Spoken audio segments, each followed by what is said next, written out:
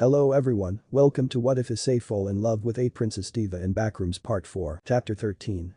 Arachnophobia. Issei and the others are looking at the caves with three options designed in a T-junction. That was when Drake spoke up. Drake. That's where an entity called the Transporter tend to lurks in one of the three exits. They tall, dark, floating humanoid figures.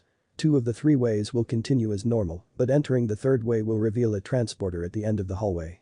If you turn around, you will find the passage into the hallway is gone, replaced by a simple wall. The transporter will walk towards you, gradually speeding up until it finally reaches you. It will then grab onto your shoulders. It seems that what happens next is random. Either you die or, according to many survivors' documentation of a transporter, you're thrown through a void and land in various levels. It is unknown if you could be transported anywhere else by these entities. Should a transporter be spotted, attempt to go opposite to where it is facing. This method may not be reliable due to the transporter's nature. Issei. How will we know if the hallway has a transporter? Greg. That's why I am here, I can detect their presences, like how I can detect another hostile entity's presence, although calling them hostile is debatable at best and confusing at worst. Issei.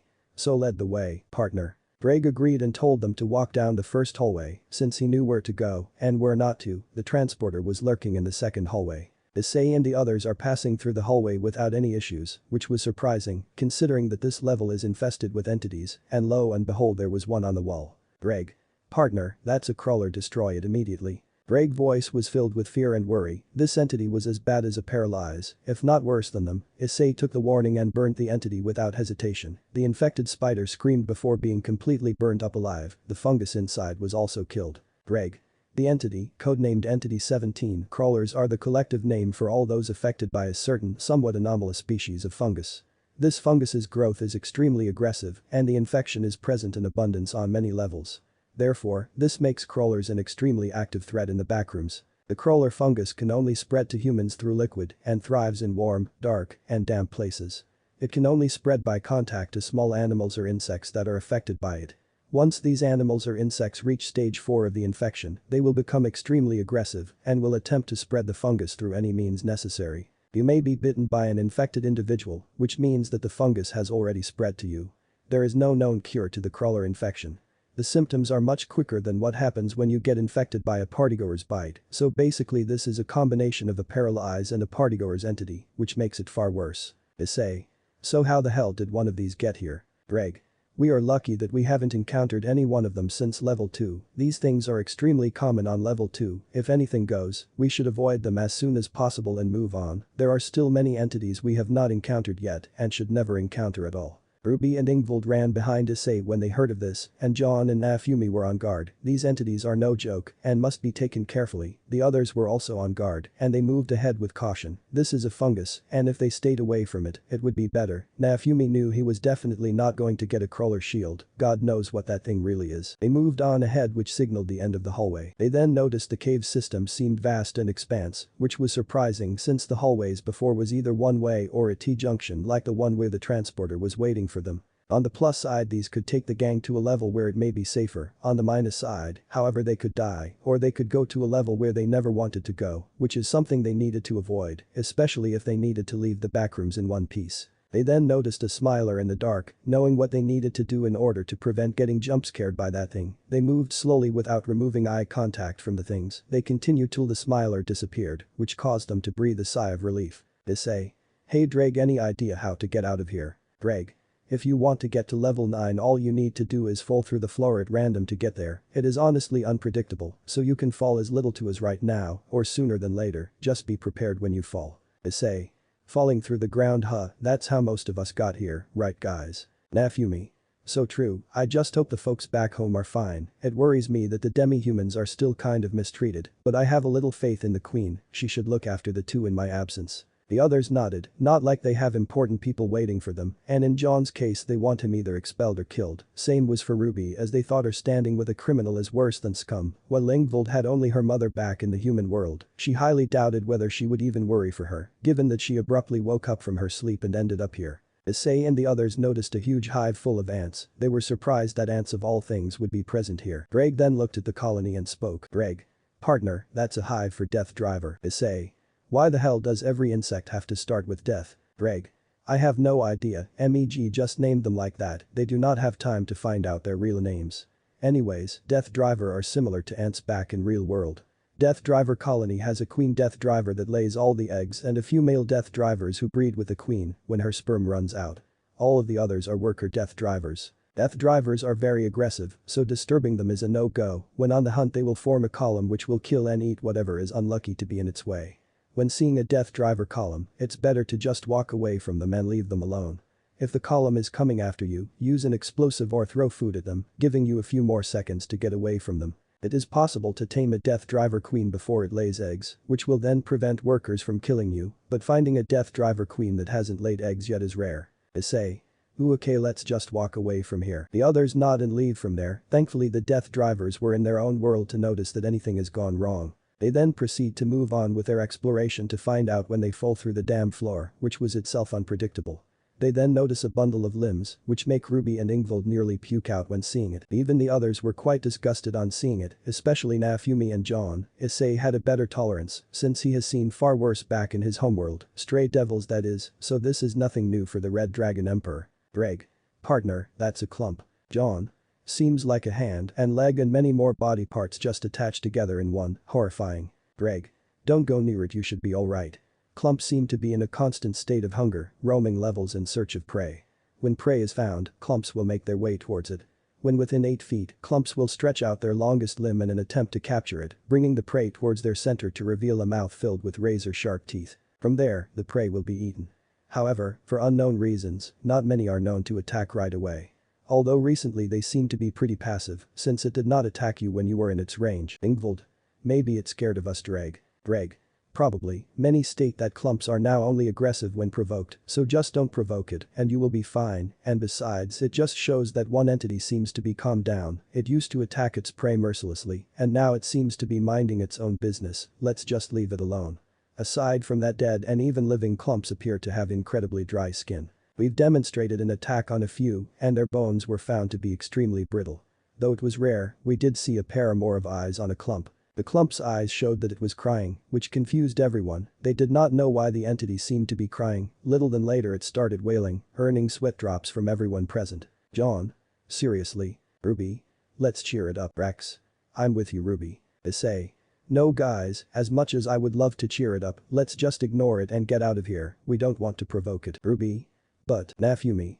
Issei is right, as sad as this is, it is in our best interests to ignore this thing, we don't want to get eaten. Ruby and Rex take one last look at the entity before they move on. Ingvild tails behind, not wanting to find out the reason for the clumps crying, it was best to leave it alone. They move to see what seems to be more endless rocks and cave formations. The level seemed to be never ending, just like how the previous levels were. That was when a growling sound was heard, and it was from Ruby's stomach. Ruby seemed to be embarrassed by this. Issei then opens a bag and reveals a royal ration. Ruby. Issei, where did you get this from? Issei. I found several beforehand, I decided to carry them in case we run out of food, it's all yours, but be careful, it is known to be addicting like chocolate. John. Huh, so just like Professor Osborn, huh? Issei. Who? John. He is the headmaster of Beacon, one of the strongest huntsmen there is, he is not to be messed with, and he has a taste for hot chocolate, and he keeps sipping it whenever I see him. Meanwhile in Remnant, Osborn.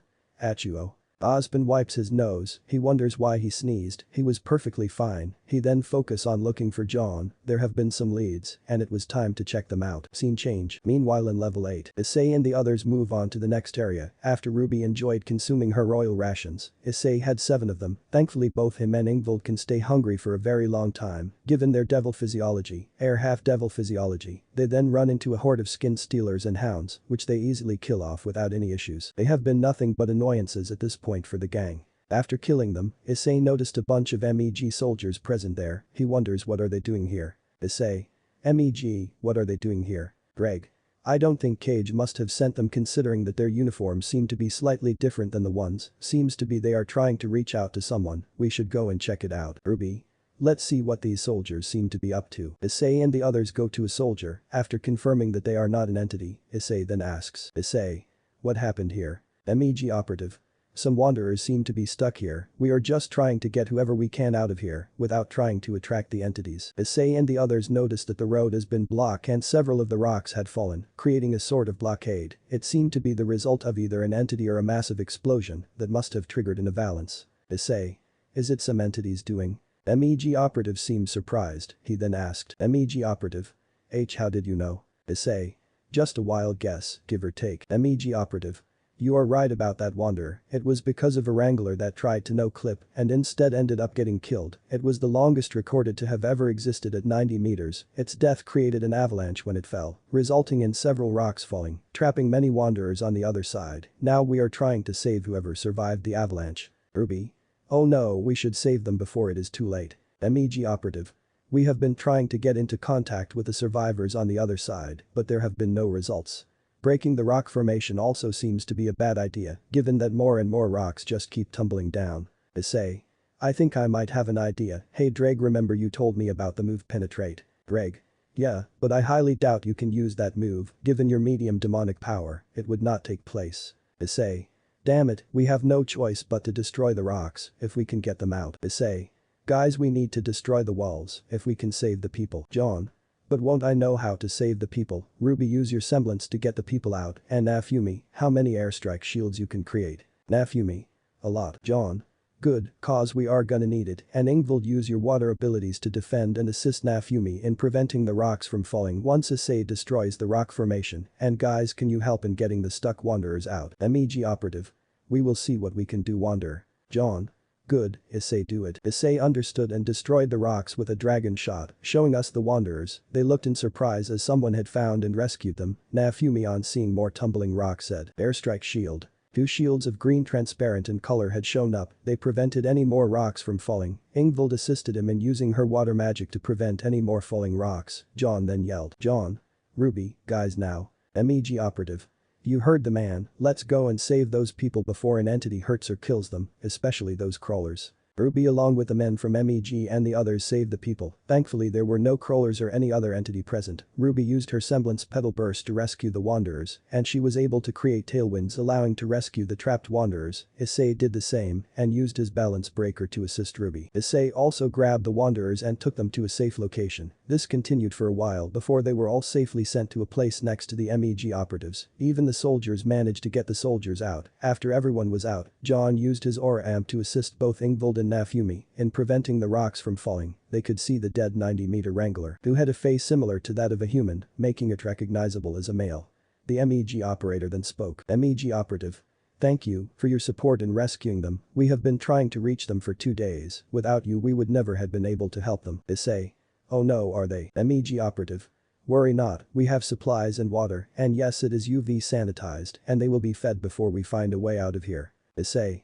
Alright. That was when a small wanderer child had shown up. She then approached Issei and spoke. Wanderer. Thank you for saving us, big brother. Issei. Oh, don't thank me, kiddo, thank John, without him we would have never got you guys out. John.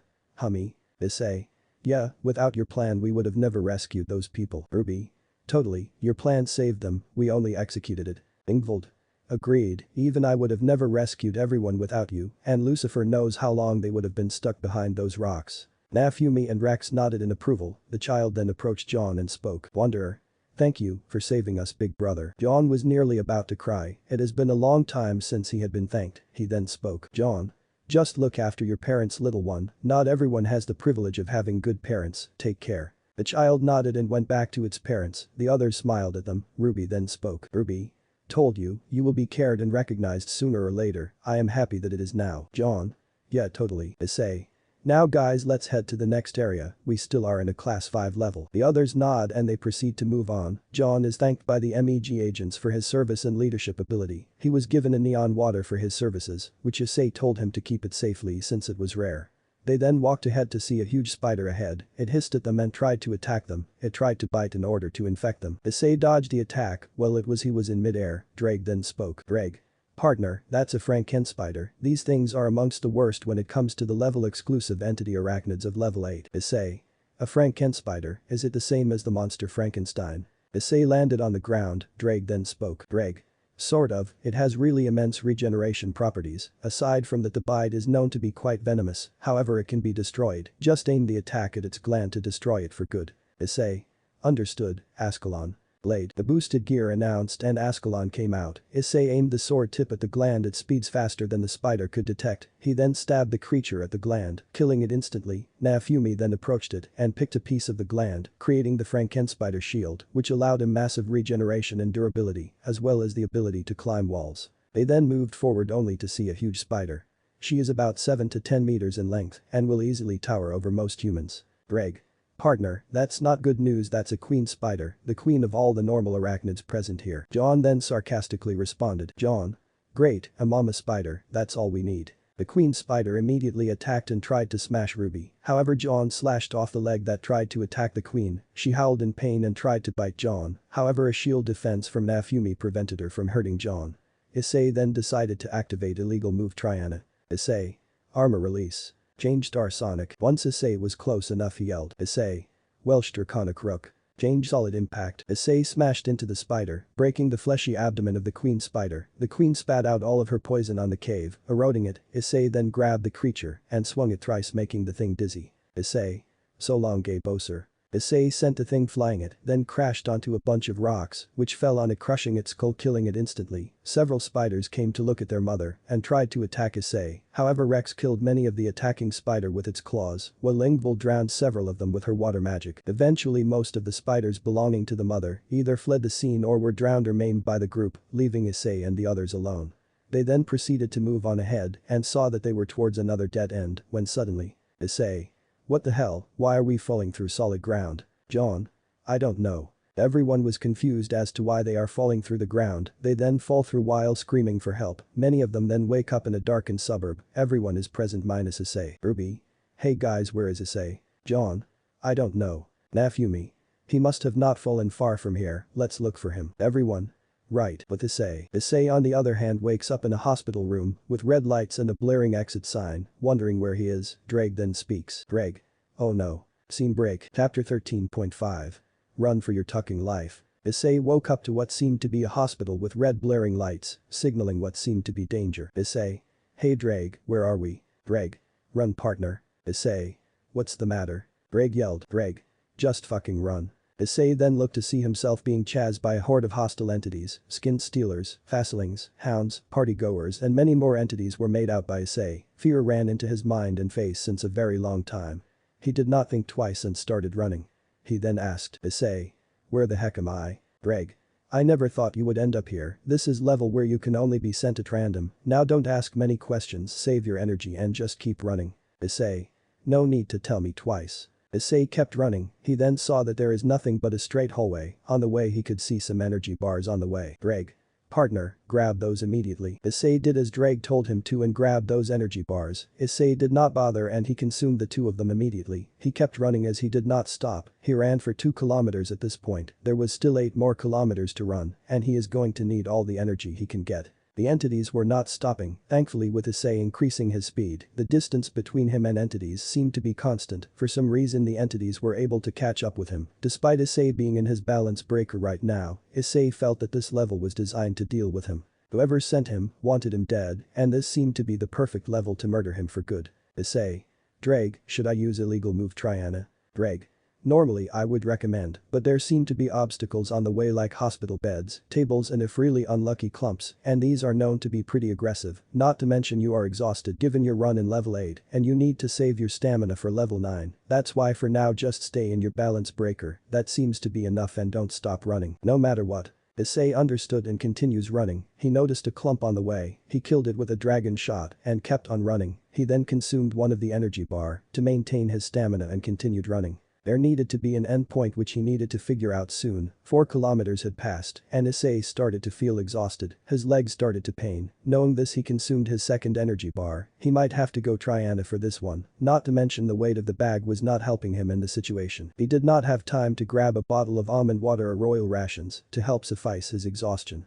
5 kilometers had passed. Issei. Huff Drake huff, 5 kilometers. Drake cuts him off and responds. Drake. Don't talk, save your energy, keep running, you have reached halfway and now only 5 more kilometers remain. Issei nodded and kept on running. He knew that there must be many exits, however Drake suggested that they should not be visited, given that they may lead to levels completely different or somewhere completely unexpected. He had no intention of going there, so he kept running. There were 2 more energy bars on the table nearby. Without thinking twice, he grabbed 2 more of them. The entities now started to have increased their speed. He knew what he must do. Issei. Drake, boost and transfer to my legs. I am gonna need as much speed as possible for this. Drake. No need to tell me twice, consider it done. Boost transfer, boost transfer, boost transfer, boost transfer. The speed on his legs started to increase exponentially, but at the same time his stamina started to drain. He had one of the 2 energy bars to compensate for the energy loss. It was helping, but he needed to maintain his stamina, more than his sanity at this point. He kept running, eventually passing 6 kilometers, only 4 remain. Issei kept running, his life dependent on it. He could not see that more entities have joined the entity horde. He was able to make out wretches, death rats and death ostriches. Issei kept running. He was least interested in what was inside the entity horde. He did not even want to know inside the horde. He kept running, eventually passing the 8-kilometer mark. Now only 2 more remain. Issei kept running. On the way he found 1 more energy bar and consumed it immediately. Eventually he ran past the 9th kilometer, and now only 1 kilometer remain. Drag. That's it, partner, only 1 kilometer remains. You can do it, just keep running. Issei. Man, I cannot take this anymore, this is a pain. Drake knew what he needed to do, but he needed to do it quickly. Issei was slowing down, and the entity horde was gaining on him. He then spoke. Drake. If you fail here, you will never get to experience Oppai. No more breasts for you. Say goodbye to boobs then. Issei realized what Drake meant. There is no way he is going to die here. If he does, then there is no Oppai for him, which is something he cannot survive without. He will get out of here no matter what it takes. He then used all his energy. Steam came out from his nostrils, and he sped up. Eventually he finally saw an exit sign. Drake. You did, partner, a little more and then you will be out of here. After that you will never be sent to this level ever again. Issei. Thank the stars that I am never going to experience hell ever again. Issei finally jumped out of the exit sign. Level 9, 7:30 p.m. Issei reached a dark suburban area where he could see the others talking about something. Nafumi.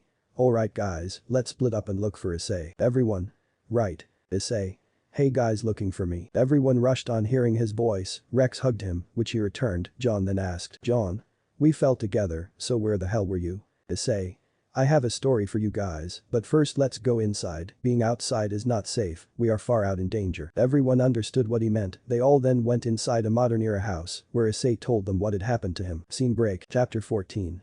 Darkened suburbs and Crimson Wander. Unknown level, Backrooms, 8 p.m. Amity escaped again. Smashes the ball as he watched Issei successfully escape level. He wanted to personally tear the boy apart, but the god of the Bible's condition prevented from doing so. No matter, next time I will devise such a trap, such an ability that will make you torment forever, either mentally or physically. There will be no escape for you, hide you, Issei. I wait for you to fall into despair, boy, and then your soul will be mine. Ha ha ha ha ha. Returns to the level getting a ball, since his old one was destroyed by himself. Scene break. Level 9, 8 p.m. Issei and the others enter into a random house to recover for a while. The journey to level 8 was quite stressful. Not to mention there are entities that can kill you in just a look, kind of similar to a certain Gorgon, but nevertheless they still needed to be careful. Once inside he told everything about his experience in level, which shocked everyone. Ruby then asked. Ruby? How did you reach there then? Issei. At random, I'll say I am quite unlucky if I go there, but Drake says that you can only enter that level once. Never again the Backrooms will ever send you there, unless you want to intentionally enter that level. Dawn shivered. He is certainly not going to enter that level again, even if he has dared to enter that level. Nafumi then asked. Nafumi. So is there a way to reach intentionally like so that we can avoid doing so? Issei. There is, but all of them are not in the pathway for now. They are in levels 521, 7191, 354 and 2020. And they are in weird spots, so we not need to worry about that. Nafumi. Alright. Issei. Anyways, where is Ingvild? Nafumi. Oh, she went to take a bath and a woman's yell was heard. Everyone noticed that it came from the bathroom. Everyone rushed to see what happened. Issei and the others rushed to the bathroom. They could see Ingvild yelling in pure fear and embarrassment. He then asks. Issei. Ingvild, what the hell happened? Ingvild. That thing is in my bathroom, please help. Issei noticed to see a swimming creature inside the bathtub. The entity had human-like eyes. Drake then explained. Drake. That's a swimmer, one of the 3 types of the neighborhood watch. Issei. Is there a way to kill these pests? Drake. It has not been found, since they quickly kill their targets and flee, but their eyes can move freely around their choroid. It has 10 optic nerves, arranged kind of like an octopus, around its choroid. The eye and base of this entity are very squishable, therefore these entities can travel through pipes and drains. If they find you, they will grab you with their tentacles, drown you, and eat your body. Try and destroy the eye, if you can kill them from there. Issei.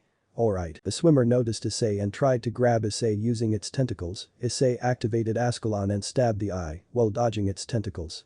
Naofumi used shield prison once Issei stabbed the eye, it then waited as the entity struggled outside the water, with its damaged eye, Issei then used flame blaze burning the shield, as well as the entity killing it instantly. The shield prison then opened up revealing a charred swimmer with its eyes and optic nerves destroyed, Issei, and the others did not want to check whether it was killed for good, so they then walked out, while Ruby calmed Ingvild down. Ruby? SHHH, it's gonna be alright. Ingvild was clearly traumatized by the event, she was gonna take a while to calm down, Issei then spoke. Issei.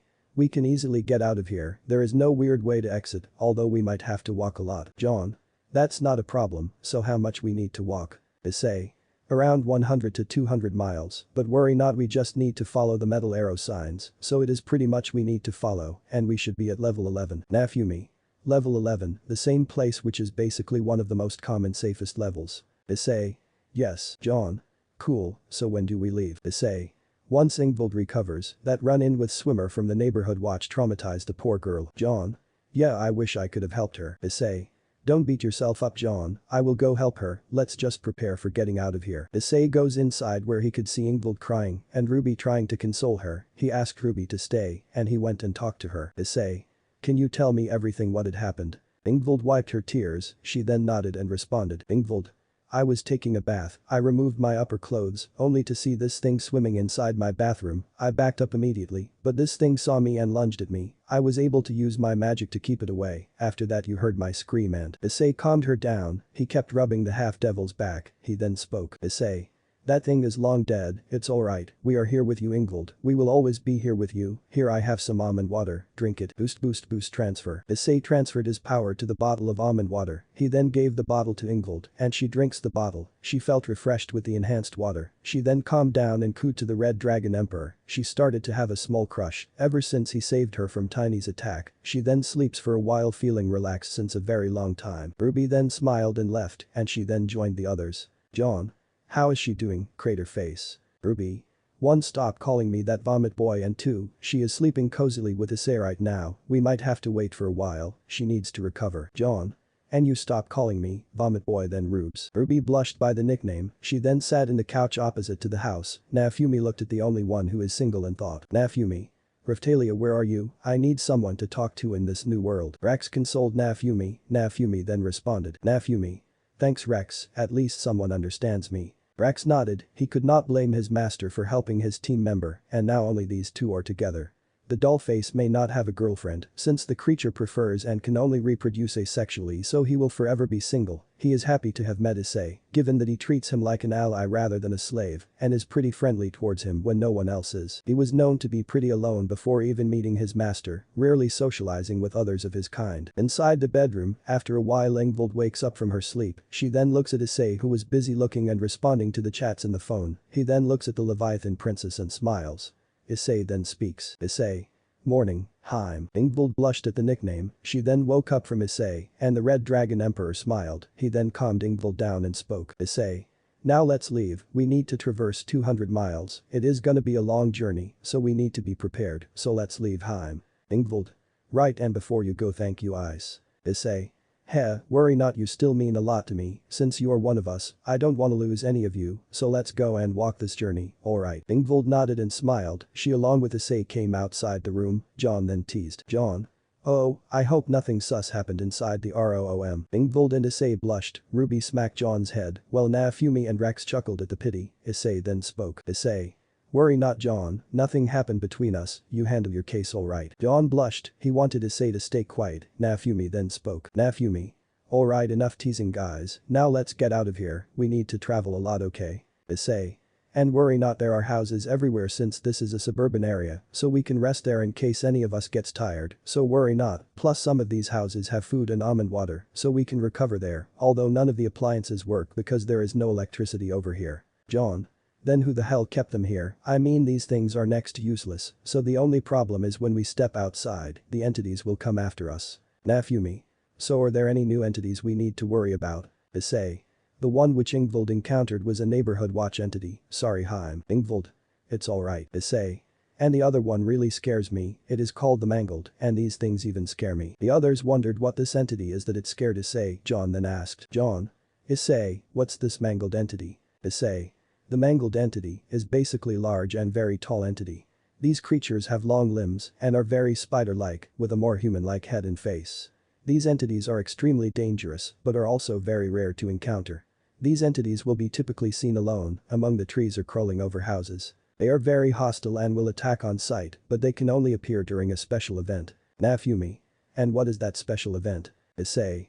When fog comes, a wind will be blown, and this wind has the power to snatch memories, so have almond water. When the fog shows up, don't think too much about it. Once these things are seen, we need to fight them. Thankfully, unlike camo crawlers, they hate each other, so we can easily take them out one by one, so we should be safe. The others nodded. They had one bottle of almond water in case a Mangle decided to show up. Issei had seen Ruby picking up a packet of sunflower seeds. He knew that this would be important in case a Jerry shows up and tries to invade their mind. He told her this, and she kept those seeds safe with her. They then stepped outside once they had opened the door, only to see the road seemed to be wet, just like it had rained outside. The weather seemed surprisingly chilly, like it was cool. John and Ingvild shivered, given that they had no protective clothing. They then walked outside, only to see a watcher peering towards the other direction. Issei told to just ignore the thing, since it was focused on the surroundings next to it, minding its own business. They kept moving once they were out of sight from the entity. They decided to move on ahead, while the entity was unable to sense their presence. Rex jumped on Issei's shoulder to keep a lookout on the other side. They then noticed a fog heading towards them. Issei. The Mangled, they are coming, have your almond water right away. Everyone nodded. Issei also had his almond water and fed some to Rex, who enjoyed having that almond water. They then heard a wind whistling around, after which another wind blew through them. Issei recognized it as the doing of a Mangled, since this is how they attack a prey. Issei. Brace yourself, they are gonna show up. Issei's warning was made clear. Everyone braced themselves for a Mangled attack, and after a while one Mangled showed up. It seemed to be around 30 to 50 feet tall via their long leg structure, and is very easy to spot out, but these creatures seemed to have the ability to change their size and thickness of their limbs on command. These entities had 4 limbs that walk in a strange manner and in unnatural ways. Their joints were able to be bent in many ways, and they seemed to be able to create new joints if needed. Their body is very bone-like and old sagging skin. Their head is the size of an average human. Their eyes are pitch black and were reflective. The entity also has a large open mouth, which always seems to be open and emitting a distorted wind noise, which they heard loud and clear. Ruby. Holy brother gods, that's just terrifying. Is that what a Mangled is? Issei. I am afraid so, Ruby, and stop calling God. There are 2 devils here, kind of gives us an headache, you know. Ruby. Oh, sorry about that. Issei nodded. They had to focus on the Mangled that constantly was whistling the wine through its huge mouth. It then used its arms to attack Issei and Ruby, which they easily dodged. Issei then yelled. Issei. Go for the head and the body. His limbs can regenerate and can create more of them if needed. In addition to that, they can be stretched as well. It's the only way we can kill it. The others understood Issei's instructions. The Mangled attacked and extended the limbs when it was unable to reach the duo. Issei then summoned Ascalon. Blade. The boosted gear announced, and Ascalon came out from the gear. Issei then slashed off the arm of the Mangled, making it scream in pain. Issei. Oh, it is only going to get worse for you, ugly. John. Issei, watch out. Issei was then sent flying by the Mangled. John used his semblance to attack him, but was also forced to keep his distance. Ingvild used her water abilities to keep the Mangled at a distance. The Mangled tried to get closer, but John slashed her arm. Nafumi then called Airstrike Shield. The shield was formed between Ingvild and the Mangled. Ingvild then started to sing, and her eye glowed in a lavender color as the area around her is enveloped in lavender light particles. Issei felt enhanced, his abilities were becoming much better. Issei then decided for the only way to kill the Mangled by using his illegal move Triana. Issei. Armor release. Solid Star Sonic. Issei rushed his speed towards the Mangled, his speed being enhanced by Ingvild singing. He then stabbed the Mangled on its stomach. The Mangled screamed and tried to get Issei off its body, but Issei plunged his sword into its body. He then removed Ascalon and took some distance. Issei. Welsh Blaster Bishop. Change Fang Blast. The greenish-red blast was aimed at the Mangled. Given that Issei was enhanced by Ingvild, the blast was strong enough to keep the Mangled at a distance, destroying most of its body. The Mangled struggled to get up, after which Ruby fired her fire dust, and Nafumi used his wrath shield. Burn. The Mangled burned as it screamed much more. Its body was being burned alive. Issei used his flame blaze to enhance the flames, killing it after a while. After the Mangled was dead, the fog dissipated and everything returned to normal. Ingvild stopped singing and Issei dispelled his armor, and Nafumi reverted his shield back to normal. Issei. Thanks for the enhancement, Heim. Ingvild blushed and responded, Ingvild. MOU stop that ice. John. Alright lovebirds, we still have to travel for a while, you can have your moment in level 11. They both glared at John, who flinched, he knew that he needed to stop teasing, after which they decided to move on ahead. Issei and the others decided to move on ahead, while they were walking they were occasionally killing any of the entities that decided to attack them like the skin stealers. That was when they noticed a blue bird that resembled a macaw parrot at a distance. Greg. Partner, that's a Jerry. Issei. That's an interesting name, so what kind of an entity is that? Greg. Don't underestimate that blue bird, it is quite dangerous, unlike the others it neither kills or harms you, but mind controls you. Survivors that make physical contact with Jerry, without attempting to tame him, will be affected by his indoctrination abilities. This basically makes the victim worship Jerry like a god, chanting phrases such as Jerry is everything, Jerry is what I live for, and all hail Jerry. After a few hours, the assimilated will disappear to a special level called Jerry's room, where they will remain until they choose to exit and spread the word of Jerry. Jerry's followers will act like mindless zombies until they reach Jerry's room, at which point they will regain control of themselves and will now worship Jerry as if his godlike status was ingrained into their mind. The Jerry noticed them and flew towards them, thinking that indoctrinating such strong followers will make its cult stronger. However, Ruby had planned this, she sprinkled some almond water on it, dazing it for a while, she then showed some sunflower seeds. Ruby? You want these, don't you? The Jerry looked and ate those seeds, it then flew on Ruby's shoulder and she was not affected by Jerry's indoctrination abilities. Ruby then spoke. Ruby? You will not affect any of them, they are my friends, so they are our friends as well, understood. Issei had his Ascalon ready in case Jerry tried to indoctrinate Ruby into his stupid cult, ready to strike him down. However, Jerry nodded in agreement, it agreed to its new master's request and agreed to not bring any of them into his cult. Issei put Ascalon back into his gear and accepted Jerry as the new party member. Issei then spoke. Issei. Jerry, how long can you fly and what is your tunnel vision? Jerry thought for a while and responded. Jerry. For a few hours straight, I can see for a distance of 2 kilometers, CAW. Issei nodded in agreement, Issei and the others then moved on ahead to see a sign that said, Level 11, 150 miles, take left. Everyone understood and decided to take a left. Jerry kept scouting for more entities, he has been a second help, along with Drake who informed them that if any entity's presence was nearby. However, Jerry then saw something that would horrify the bird for a while. Ruby? Jerry, what happened? Ruby seemed worried for her new friend, Jerry, then spoke. Jerry. It's the CR Crimson Wanderer. Ruby seemed worried, Jerry seemed to be really scared of him. Issei then asked. Issei. Hey Drake, do you know who this Crimson Wanderer is? Greg. The Crimson Wanderer, codenamed Entity 77, Crimson Wanderer, is a mysterious warrior of outstanding strength and skill, feared for his deadly power, but is also seen as a hero by many. He's widely considered as one of the most dangerous humanoid entities in the Backrooms that racked one of the highest kill count ever recorded. There's conflicting accounts regarding the appearance of the Crimson Wanderer, suggesting that different individuals perceived them differently. Initially, this is thought to be caused by an illusion, but further evidence proved that the Crimson Wanderer has actually multiple forms. He's not to be considered as a shapeshifter, and his transformation is apparently part of his power. See the next section for the details of his forms. The default form of the Crimson Wanderer is an over 2 meters tall knight in a fantastic metal armor, complete with an old worn-out red cape. He carries a claymore that he keeps on his back, but he often drags it across the floor, causing a loud scratching noises while he approaches his target. Considering his heavy movement, it's estimated that his weight, complete with his armor and weapon, is about half a metric ton. In my opinion, he might be the strongest you have faced so far, even stronger than the true spear wielder. Issei. Even stronger than Cao Cao, damn. Issei and the others walked ahead, the entities with them seemed to be really scared of this entity. Ruby calmed Jerry down, while Issei calmed Rex down, everyone else was also on guard, they knew that this entity is no joke, and its presence means that they will be facing against an entity far stronger than ever before. They then saw him, the Crimson Wanderer, as Drake described him to be as an entity who is over 2 meters tall knight in a fantastic metal armor, complete with an old worn-out red cape.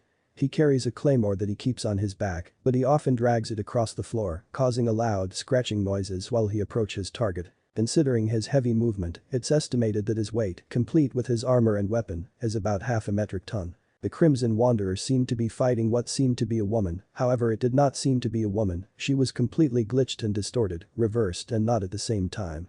Issei couldn't tell if she is considered human anymore.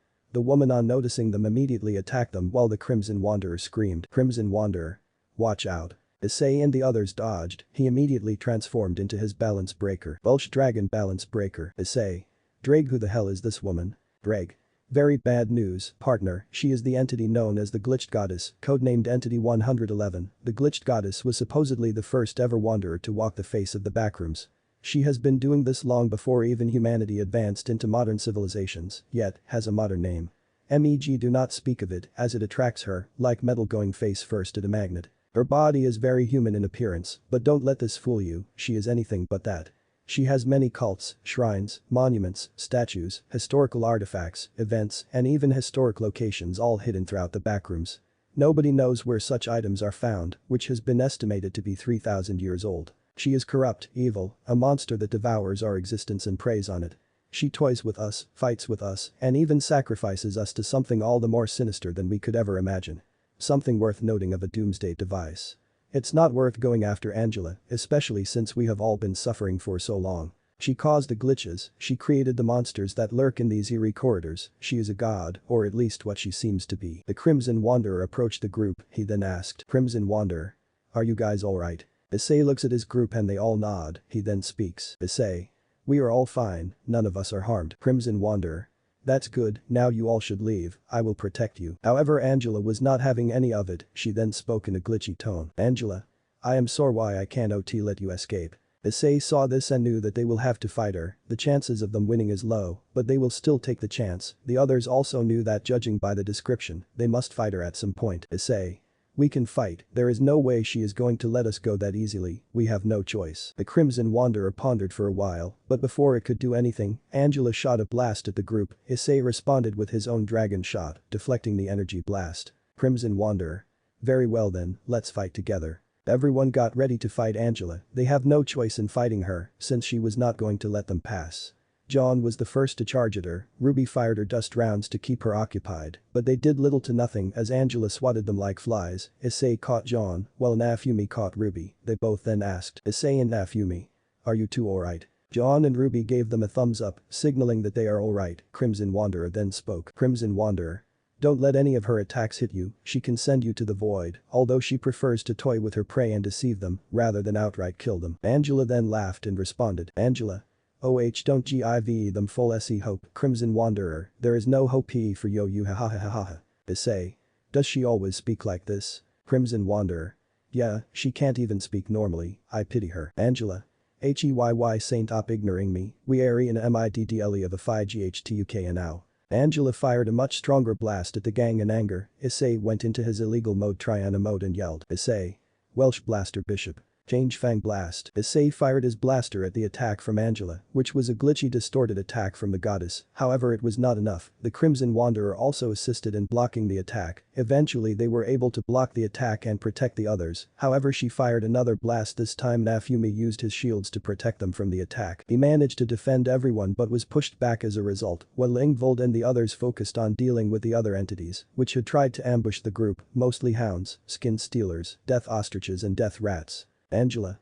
At Washington S. Fuen, playing with Yo-Yuji eyes now, purrish. Angela raised her finger and fired her most strongest attack at the group. The Crimson Wanderer was under panic, given that it cannot save the Wanderers, since this attack is guaranteed to kill anyone. Naofumi and Issei used their strongest shields to protect everyone, however the attack was too strong, even after Issei went into his Welsh Draconic Rook form. The blast made a direct hit, sending Naofumi flying. Thanks to high vitality he was still conscious however, Issei was not, he was completely unconscious. Everyone minus Crimson Wanderer. Issei. Whoever could rush to Issei, immediately rushed to him. Ingvild wanted to help him, but she could not do much. She asked Ruby to look after Issei, while she would be facing against Angela. Ingvild.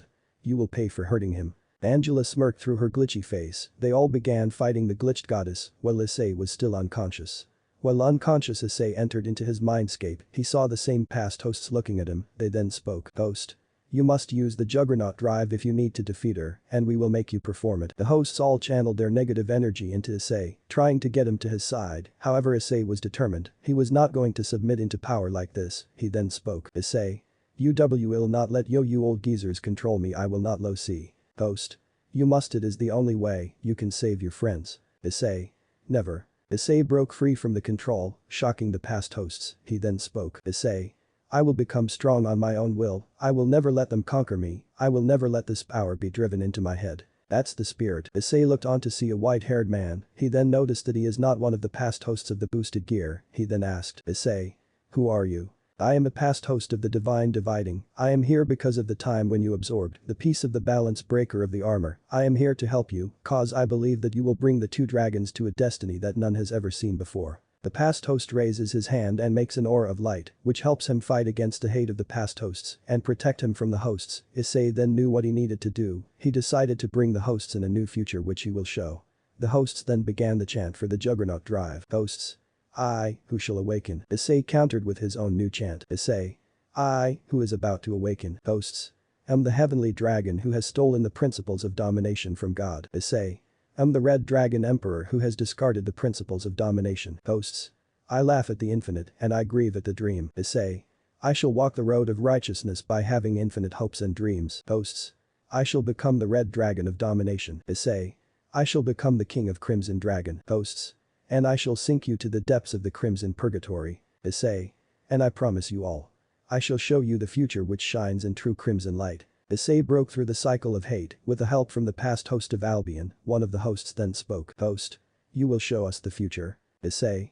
You bet hop on my predecessors. I will show you a future you have never seen before. Issei then escaped out of his mindscape. Everyone who was fighting against the Angela noticed a crimson glow emanating from where Issei was standing. Angela fired a blast, but the Crimson Wanderer deflected it, angering the glitched goddess. Issei was now in a completely different armor than the illegal move Triana. He seemed to be enveloped in a crimson-colored armor emanating with pure energy. The wings were transparent and were glowing along with the armor. Despite the darkness of level 9, Angela for the first time in her life felt fear looking at this armor as it seemed to be completely otherworldly. Greg. You did it, partner. You managed to unlock your true queen form. Now give this goddess the hell she deserves. Make sure she pays for her actions. Show her that you are the host of the dragon that stole the principle of domination from God itself. Greg's voice was loud and clear, not only to Issei, but to everyone else, including Angela, who glared at Issei. The boy was still alive, despite taking a direct hit from her strongest attack. Crimson Wanderer. This aura, it almost seems divine. I have never felt this aura ever in my life, at least not from a wanderer. It almost seems to be similar to hers, no akin to his. He might be the key to everyone's salvation. Issei then dispelled his wings back into his armor. The armor then charged into his knight form. He charged towards Angela. Star Sonic Booster. Angela felt as if she could not see his moment. He then went into his rook form and slammed into Angela and gave her a gut punch which she could not detect. Solid Impact Booster. Issei sent the glitched goddess flying as she was unable to comprehend what had just happened. Angela was unable to understand how can a mere wanderer put her in a situation like this. Issei then approached beside his team, while Ruby and the Crimson Wanderer looked at the armor in interest. It seemed to have a glow even in the night of level 9. Angela then decided to once again use her strongest attack. Angela. Taki this, Dragon. Angela yelled in anger. Despite her voice being glitchy, she was heard loud and clearly. Issei then activated two blasters. Boost boost boost boost boost boost boost boost boost boost boost boost boost boost boost boost. Fang Blast Booster. The blasters started to energize and electrify the cannons on Issei's back, which had come out when Issei used his Fang Blast Booster. Issei. Everyone, fire your strongest attacks on her. We can take her down here and now. Don't let her escape. Make her pay for what she has done. They nodded. Ingvild charged her strongest water attack, while at the same time she was singing to enhance Issei's ability and power. She summoned multiple dragons made out of water, aimed at the goddess, while the Crimson Wanderer entered into his true form, which is an entity of chaos without a defined physical shape, described as a living shadow by those who witnessed his cruelty. Contrary to his previous forms, he's the most calm during this form, with little to no aggression. This eerie, serene demeanor only added to the intimidation factor, as he tends to float toward his target, taking his time to terrorize, tormenting them as they either helplessly fight back or try to escape. Due to this, it's theorized that the true nature of the Crimson Wanderer is an entity of nightmare, symbolizing the devil judging the wicked. Nafumi and John noted that his transformation seemed to be quite unstable and eerie. Ruby, Rex and Jerry were creeped out by this form of the Crimson Wanderer, as he was known to be some sort of executioner. He then summoned his strongest dark attack. Crimson Wanderer. You asked for this, Angela. Black Void. The black energy ball appeared in his hand. He then sent the black energy to Angela. Nafumi used his Wrath Shield and first used Shield Prison, stopping the attack temporarily, and used Iron Maiden crushing her. All the attacks then were aimed at the Iron Maiden. Ruby used Electric Dust rounds and fired at Angela once her Crescent Rose was in a sniper form. Issei and the others kept using their attacks at the glitched goddess, eventually overwhelming her, which was thought to be impossible. John used his aura amp to add additional amplifications to Issei's and the Crimson Wanderer's attack. This allowed Issei to sustain his armor, despite the strain on his body, due to this new form. Crimson Wanderer. Everyone, one final push, show her what we have got, take her down for good, don't let her torment another soul. The voice of the Wanderer was loud and clear. They all then performed one final push at the glitched goddess. The Iron Maiden was the first to be destroyed, revealing an injured Angela. She then saw the barrage of attacks aimed at her. She tried to defend herself, but it was too late. The attack started to overwhelm her and destroy her body, as she was unable to keep up with the barrage. Angela. No, this California N apostrophe TB hap ending, H out cold ilo se to the lee kes of you. Angela's glitchy body started to disintegrate out of existence because of everyone's combined assault. She was eventually disintegrated completely, leaving no trace of the glitched goddess. She was as good as dead, and she is not going to come back. Issei powered down his armor, exhausted, while the Crimson Wanderer reverted back to his default form, same with Naofumi returning to his normal shield. While Ingvild sat down, disabling her sacred gear and her powers exhausted, the Crimson Wanderer then spoke. Crimson Wanderer. I must thank you all for helping me defeat Angela for good. She has been killing a lot of innocent wanderers. If it was not for your help, she would have kept tormenting innocent wanderers. I never got your names. Can you tell me your names? Issei. The name's Issei Haidu. Ruby. My name is Ruby Rose. John. Name's John, just John. Crimson Wanderer. May I know why you have no last name? John. Long story, my parents hated my guts for not listening to them. I ruined my surname, and as a result they disowned me. They did not want me to follow my dream of being a warrior, and saw me as a breeding stock, nothing more nothing less. John's voice held sadness, but mostly it had anger. The Crimson Wanderer felt pity for the young man, and was disappointed in the parents for their actions. Naofumi. Name's Naofumi Iwatani. Ingvild. My name is Ingvild Leviathan. Rex.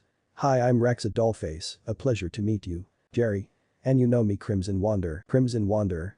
Indeed, thank you for your introduction. Since you guys helped me deal with her once and for all, I will help you reach your next destination without anything in return. Issei.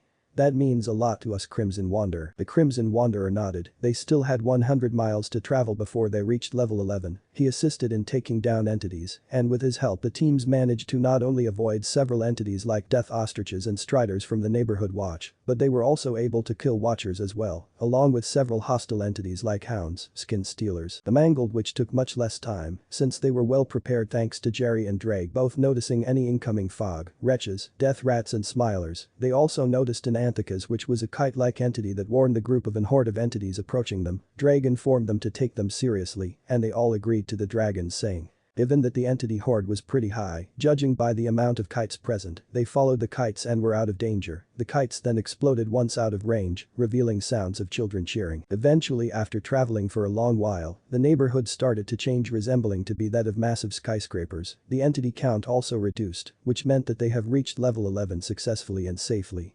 The Crimson Wanderer then spoke. Crimson Wanderer. I will take my leave, Sir Issei. If you ever need my assistance, just remember me from the bottom of your heart. If your desire is pure enough, I will manifest and fight alongside you. Issei. Indeed, we will never forget your help, the Crimson Wanderer. The Crimson Wanderer nodded and shook Issei's hands, promising to meet again. He then waved goodbye to the rest, and as the others moved to the level to find a place to spend the night, he then clipped out of reality, well knowing that he would meet the boy soon. Scene break. Chapter 15. Cityscape and reintroductions. Level 11, 10:30 p.m. Issei and the others entered the level, which was surprisingly noon, despite the time showing that it was deep into night. They wondered how people sleep in this level. Since this level is known as a safe level, since sleep is tied to sanity, it still was surprising, not to mention, there seemed to be facelings walking hounds, who did not attack any human they see and pass through. Even hounds that they encountered was considered to be hostile. It surprised them. Issei. Well, this level seems to be full of surprises, ain't that right, Drake? Drake. Correct, partner. Most entities that are considered normally hostile and aggressive are safe. According to my data, these entities seem to be under the effects of level 11, which makes these entities seem to be passive. And that's not all. Many wanderers that do come here consider this level to be their home, so there will be a lot of outposts and colonies present, as well as restaurants. Guys, take this time to rest and recover well. We have reached halfway of our journey, now only the remaining half remains. John. Let's find an hotel, this has been quite tiring. Ruby. True, and I need a bath. Fighting against Angela took a lot out of me. Naofumi and Ingvild nodded. The others are also quite exhausted, especially after their fights against Tiny, Raynare and her group, the Mangled and the Glitched Goddess. Issei was still surprised that they managed to reach this level successfully, without any hassle. Jerry then speaks. Jerry. Master Ruby, I need to visit my followers, worry not, I will be back soon. Ruby nodded and responded, Ruby? Very well, come back soon, okay. Jerry nodded and he flew away to an undisclosed location. He decided to visit his room, where his followers were waiting for him. He wanted to tell his followers that the group he was affiliated with was not an enemy. Ruby then said, Ruby? Will he try and attack us again? Ruby's voice held sadness, she had gotten really attached to the bird. Drake then spoke. Drake. Worry not, those who have tamed Jerry are immune to its mind control. In fact, Jerry even helps those that tamed him successfully. He will be back soon. I was expecting one person to show up, not 5 of you guys. Everyone turned their attention to see a woman in her 30s, black pants with blue leather pieces attached to them, carries a gun on the right side, with a couple of pockets and a belt. She has black gauntlets on her arms and black leather boots. I finally get to meet you in person, Issei Haidu. Issei and the others looked at the woman who seemed to be from an army base. Issei then asked, Issei? Are you by chance from MEG? The woman looks at him and smiles. Correct, you catch on quickly, Issei. My name is Sonya Blade, the local director of the MEG base in level 11. Johnny told me that you would be coming here soon, although I was not expecting you to bring some friends with you. Issei. You know Cage. Sonya nods and responds. Sonya. Yes, he is my husband, although we are estranged. He was an actor before he joined the army. I mean, he still does acting, but since we are here, that has been put on hold, at least for him. Issei. I see. Sonya. Anyways, you guys need some rest. Come, I will take you to a hotel where you can stay. You guys need a well-deserved rest. We will begin your tour tomorrow. Sounds good. John? Yeah, most of us are exhausted after traversing from levels 6 to 9 in one day. Sonya was surprised. She knew that they were strong, but traversing 4 of the most dangerous levels in one day is something no wanderer has achieved. Even her and her team took at least 2 days to complete the traversal. She then took the teams to the hotel, after which she responded. Sonya. I will come and pick you guys by 9 for the tour. Meet me outside since I have something to give you guys. Alright. Issei. Understood, Ms. Blade. Sonya. Just call me Sonya, same goes for the rest of you as well. Issei. Alright then. Issei and the others enter the hotel, and they decide to rest in their rooms, with Ingvild wanting to share a room with Issei. John and Ruby seem to take their own room, while Naofumi goes into a room alone, since he prefers sleeping in one room. They all then notice that their rooms seem to be much bigger than what they sensed back in level 5. Issei immediately lied on the bed, since he has never had a proper room experience, given that Rias back home gave him a small Japanese room, while everyone else got some proper decent rooms. Issei. Finally, I can get some proper rest. I mean, the last time we even got rest was at level 5, and this is the first time we even went to a proper room. The last time was such a stupid and small room I had. Ingvild and Rex were confused. They then asked, Ingvild? What do you mean small room? Issei. Oh right, you were not there, right. Issei then explained what had happened in the Kyoto trip when his teacher, who was a Valkyrie turned into a reincarnated devil, gave him that room. She did on purpose to get back at him for his perverted nature. He also told what kind of a person she was, and in her desire to find a boyfriend, Ingvild chuckled at the Valkyrie's antics. She would definitely be an interesting person to hang out with. Ingvild. So tell me, what are the others back at home? When I was back in Europe, I was told by mother to always stay indoors, but she allowed me to watch the sea back home. I want to know more about the underworld and more about the other clans of the devils. Issei. Alright then, I will tell when we both go to sleep, alright. Ingvild nodded. Rex also wanted to sleep since he has not gotten a proper rest. He preferred sticking with Issei and Naofumi since he preferred them over the others, but he got along with everyone from Issei's group. Even he wanted to see what kind of people his master knows back at his home, so he has decided to come back with him to Draconic Deus once he gets out. Issei. I will tell you also, Rex. Alright. Rex. Yay. Issei and the others went down to have dinner. Once they had taken their shower, where the others have been waiting for them, they then have their dinner, which seemed to be something straight out of an expensive hotel. They enjoyed their dinner, and once they were done, Issei and the others returned to their own rooms. But the thing of needing to sleep early since 9:30 was the time they had to meet Sonya Blade. Once inside the room, Issei kept his promise and explained the devils, the Great War, along with his friends back home. He also explained his relationship with them, which caused Ingvild to get jealous, but she kept calm, since she knew that none of them were his official girlfriend as of yet, so she still had her chance. She then blushed on those thoughts, before snapping out of it. Once Issei put off the light, Ingvild snuggled close to Issei's body, which she felt comfortable getting close to since Issei is the one she trusted her life with. Issei blushed on this, while Drake chuckled seeing this. He was happy for his partner. they slept well that night together. Scene change. The next day. Level 11, 7:30 am. Issei wakes up seeing Ingvild beside him. She was not naked, like how the girls back home used to sleep alongside him. He smiles at the Leviathan princess snuggling her body towards him. He knew that if Rias and the others see this, there would be a massive catfight in the house, which is something he is used to but certainly annoyed by. They then hear a knock on their room, which was revealed to be the room service. They were familiarized by the group known as Homely Hotel, which they knew had a base back in level 5. They had another one over here to serve people that do manage to successfully end up in level 11. The hotel housekeeper comes in and asks if they need anything, to which Issei responds with coffee. The housekeeper nods, and she leaves the room. Issei then wakes up the Ingvild and Rex, since they might need to visit the MEG base today itself. Issei. Morning Heim, buddy. Ingvild smiled sheepishly, while Rex wakes up. He then exclaims, Rex. Today is such a wonderful day. Issei. Indeed it is. It has been a while since we have been in a normal level, like no evil entities and stuff. The best part is that today I would like to see the level 11 base. The level 1 base was good too. I wonder what Sonya wants to give us. She told that she would give each of us something important. Ingvild. I am looking forward to it too, although I wonder whether the others have woken up. Issei. They most likely should, since even they need to get up early. Anyways, let's go down and see what's there for breakfast today. Ingvild nodded. They then go to a shower which Ingvild joins in her naked body, surprising Issei. Issei then spoke. Issei. Heim, what are you doing? Ingvild. Joining you in a bath. I hope you don't mind Issei. Ingvild said in a seductive manner. Issei gulped seeing this. He also had an atomic blush on his face. If Rias and the others were here, the hotel would have been a complete chaos. He wonders how they are doing, considering that he has been missing for 5 days, almost 6 days at this point. After a steamy bath, they both then come out, where they see Rex waiting. The dollface had a smug smile on his face. Rex. Nice couple me likey. The duo blushed, and they went to change into their regular clothes, after which they headed to the breakfast lodge where the others had started to come, the first being Nafumi. Nafumi greets the trio. After that Issei then asks, Issei. Where are John and Ruby? Nafumi.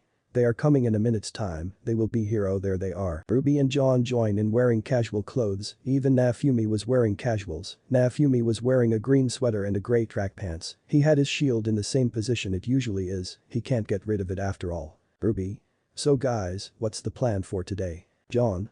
Sonya has called us for today's tour of this level and the MEG base, and I am kind of interested what all things are present in this level. Greg then responded from the gauntlet. Greg. There are a lot of exits, some to different levels entirely, some to other levels we have passed before, like from levels 1 to 6. There are a lot of restaurants that hail from the real world as well here. We should spend as much time as we have here, plus I am curious to see what Sonya has in store for us today. Issei. So is it like a sort of the hub back in level 1? Greg. If you put it that way, then yes it is. Issei.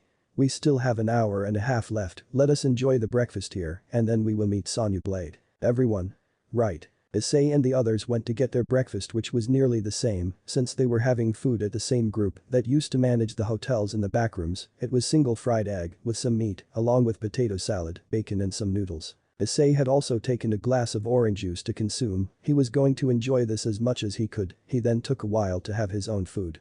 They immediately dug in the food and enjoyed it to its fullest. They enjoyed their meal, which was much better than the ones they served back in level 5. After that they decided to roam around the hotel, which was filled with wanderers from all different groups, including Jerry's Salvation, MEG, the Eye of Argus and many other groups.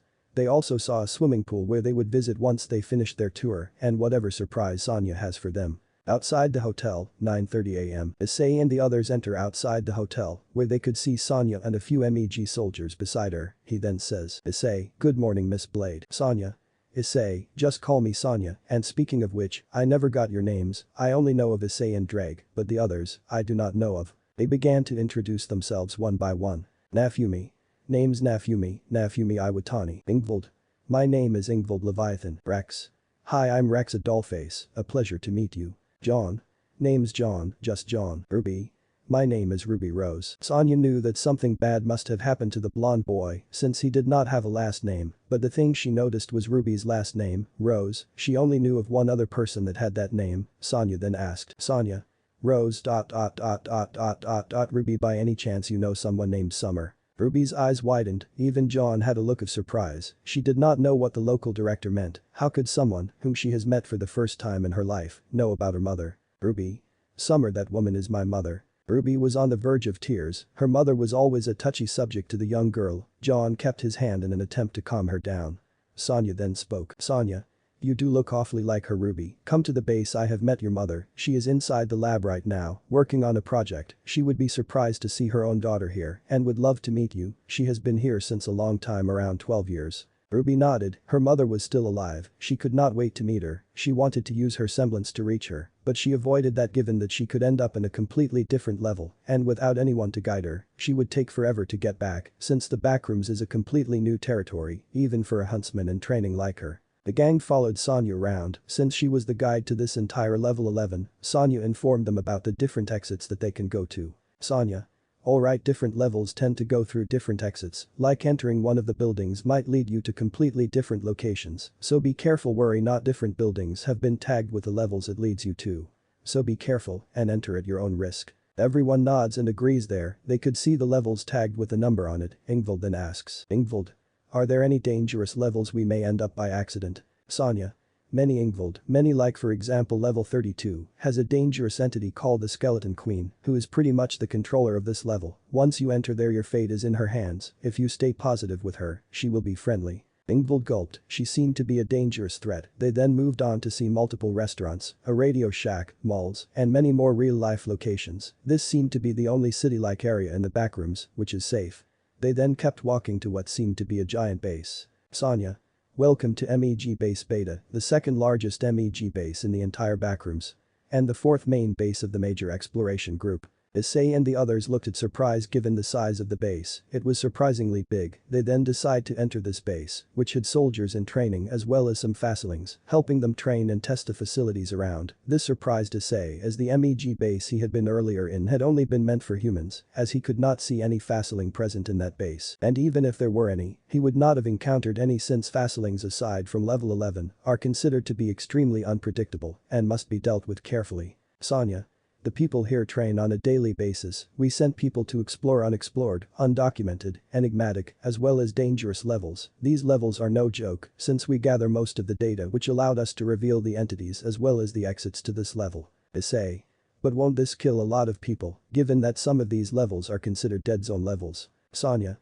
Indeed, but the people willingly volunteer themselves to go to these levels. The data we have is because of our soldiers heading to such levels, without it we are in the dark. Our goals is to find and protect any wanderers stuck on these levels. We were able to traverse through the different levels, allowing us to map out any entrances and exits, some even impossible. This allows us to prevent minimum casualties. There are entities that make the ones you encounter seem like saints. Believe me, entities out there are very dangerous, and most wanderers who enter those levels need to be prepared in fighting these things. This prevents us from future casualties as well. Everyone nodded in understanding, given that they have not even encountered many of these entities as of yet. Even Drake understood what Sonia meant. She was a realist. She knew what she was doing endangered the lives of innocent people. But at the same time she knew that some levels needed to be mapped out for other wanderers so that they cannot meet any unfortunate demises in the near future. They all then head to the science laboratory, which seemed to be quite advanced in nature, almost on par with some of the laboratories back at home. Most were quite intrigued on seeing this, several scientists were working on them, and cages revealed some tamed entities like death wasps, death moths and many more of them. Issei noted MEG was currently studying these in a way to provide efficient counters to them when they become hostile.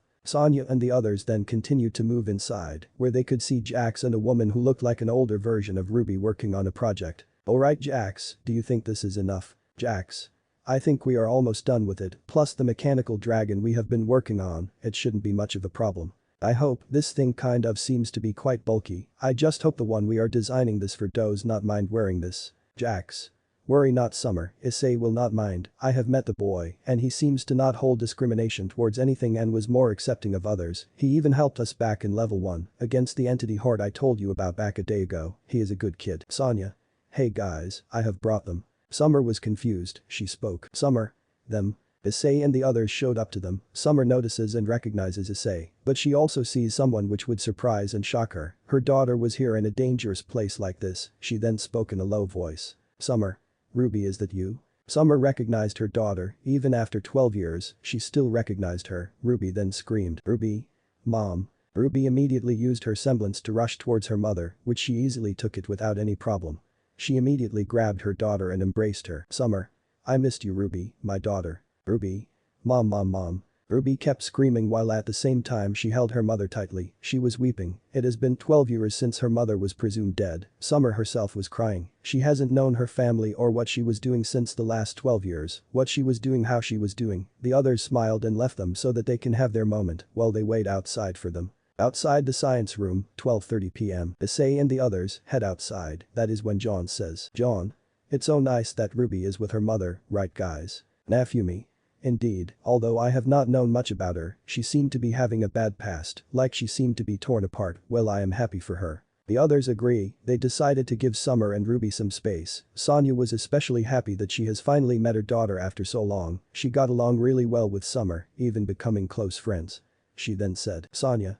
Let the mother and daughter have their moment. As for you guys, I have something special designed for you guys, especially you Issei and John." Issei. Me. Sonia. I heard about yours and John's actions at level 8. You saved a lot of innocent wanderers back when the Wrangler crashed, creating an avalanche. Without your help, we might be still doing that operation right now. Consider this a thank you gift. Follow me. Issei and the others were then taken to a huge room standing at 500 feet tall and 400 feet wide.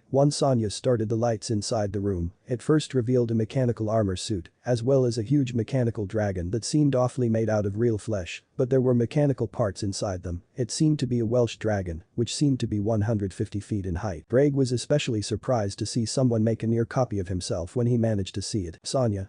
Now before you wonder, yes, dragons do exist in the backrooms, although they are only found in 3 levels, level 1275, level 4005 and level 79,883, so Issei, this is my gift to you, consider this a thank you gift from my side. Issei. But, how did you manage to? Sonia cuts him off and speaks. Sonia. The dragons here are pretty nice, some are even tameable, and you can bring them to your side. This one passed away. In its dying wish, it asked for its body to be preserved and to be given to someone worthy of it, and there is no person who I see more worthy than you, Issei Haidu, so will you accept him in your side? Issei. I accept. If it is his dying wish, I will accept his help. So Drake, what do you think? Drake responded from the sacred gear. He just barely managed to recover from his shock. Drake.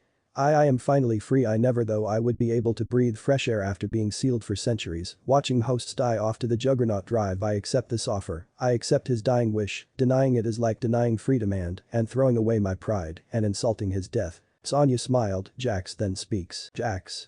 Allow me to introduce the thing me, Summer and our teams have been working on, mechanical suits and prototype drag. Now these mechanical suits can withstand an attack from multiple hounds and be practically unaffected, not to mention this is extremely fast enough to dodge even the most fastest of bullets, although the one wearing this must be trained properly. Normally I was gonna give this suit to Issei, but I think John deserves this, so will you accept this, John? John was surprised. He was not only getting a suit that can withstand heavy damage, but also is extremely fast. Now he feels like he is being really appreciated. He then speaks. John.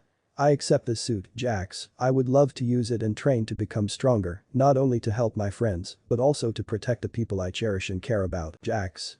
Very well. As for the prototype drag, it is working well as intended, but it needs a soul to provide it unlimited power, hence drag will be used as its core. This dragon will be connected to your boosted gear, and you can use it as a summon, whenever and however you desire it to be. Also your boosted gear will also be upgraded, given that it needs to accommodate this huge dragon inside. Since this dragon is huge, your gear will be upgraded, but this will be painful. Will you do it? Issei answered without thinking twice. Issei. Yes, Jax, I will do it. I will do this for my partner. Drag. Partner. Issei. No, Drag, it is the least I could do for you. You have been by my side since day one, when I was introduced to the supernatural. I even gave you that nickname. It is the least I could do for you, and you deserve to be free, especially after the shit the 3 factions put you and Albion through, and besides, I have been through far worse pain before. Remember the time when I added a part of Volley's balance breaker to myself? I can handle it. Worry not, your current host is quite strong. Greg was controlling his tears. He responded. Greg. Thank you, partner. You are the best partner I have had in ages. No, the best partner I have in all time. I will be forever grateful to you, Issei. Thank you so much. Issei smiled. He deserves this, especially after the nickname of Op-Eye Dragon that he had given him. Issei then spoke. Issei. We can do this right now. If you guys are ready, I would accept the pain and anything for Drag, as long as he can be free. Jax. Good, then we will get everything started as soon as Ruby and Summer catch up after 12 years, we shall begin the procedure. The others nod. They knew that Ruby and Summer will take some while before they can finally meet up with the others to begin the procedure. Sonia then takes the others to the lodge where they have some snacks till that time. Scene break. Chapter 16. a terrible past and assault. Inside the science room, 12:30 p.m. Summer and Ruby then split up after a while. Summer then asks, Summer. How have you been, Ruby? Ruby wipes her tears and responds, Ruby. I have been fine, Mom, it's just that things are not going well between me and Yang. Summer was surprised, as far as she knew, both Ruby and Yang were inseparable. Summer then asked with a slight confusion, Summer. What happened between the two of you? Ruby. We had a fight, I took the side of someone she hated, and the next thing we know, she no longer saw me as a sister. I saw how controlling she was of my life, back then I thought she was my older sister, so she was right, but now, she tried to control what I was doing. Yang was not the same person, I know, she has changed. When I saw her torment my first friend, I honestly don't know what to do. She tried to bully and force me when I supported him. I honestly know that Yang was not the Yang I grew up with. Summer did not let Ruby continue, she immediately hugged her. Yang was going to get a proper trashing once she goes back to Remnant. She then asked, Summer. I do want to know the full story, Ruby, can you please tell me? Ruby. It is not in my place to say, you should hear the true version from John, he knows what my sister did to him. Summer. But, John. It's alright, Ms. Rose, I will tell you everything, I just hope that you can take it well. Summer nods, but deep down she was afraid. She wanted to know what exactly Yang did to him, such that it has become a bad memory. If Tai were here, he may not have handled what her daughter has done. If Yang has done anything bad, she will be punished severely for her actions. Summer braced herself for what comes next. John had shown up alongside Issei, Rex, Naofumi and Ingvild. He was seen next to Sonia and Jax. That was when they heard another voice. Hey, what did I miss? The voice was revealed to be that of Johnny Cage, former actor turned military leader. He then spoke. He greeted Issei in a friendly manner. Johnny. Hey Issei, Drake, it's been a while, so how was your trip from level 2 till here? Issei. It was pretty good, I met John, Ruby and Rex at level 2, Naofumi at level 5 and Ingvild at level 7. Drake. Indeed, I never had such an amazing journey in a long time. I wonder what's the next area we need to, if we want to head to level 3999, but before that guys introduce yourselves to Cage. The others nodded, they all introduced themselves, with Rex being the one which surprised them the most, given that friendly doll faces were extremely hard to get given that they are usually found in hordes, which are usually known to be aggressive. John.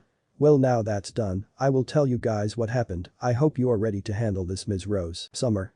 Go ahead, John, I will listen to everything. John then went on to explain everything that had happened to him. When he was a child, he wanted to be a hero like his grandfather, but was not allowed by his own parents. They saw him as a means to move ahead with their name. Most of sisters bullied him for his weakness, minus Saffron and her wife Tara, which did not surprise many people given that LGBTQ couples existed in their home worlds as well. Most of his abilities were self-taught, and it did not help the fact that his own family minus Saffron and Tara and his grandparents used to prevent him from achieving his goals. After that he stole the family's heirloom, the Cressera Moors, and left his home, forged documents, given that the boy never went to combat school or trained him in fighting. Despite this he still managed to get through initiation, despite several others failing to do so, even with experienced combat training, failed to get in. That's where he met Ruby for the very first time, and she along with a few others were his only true friends.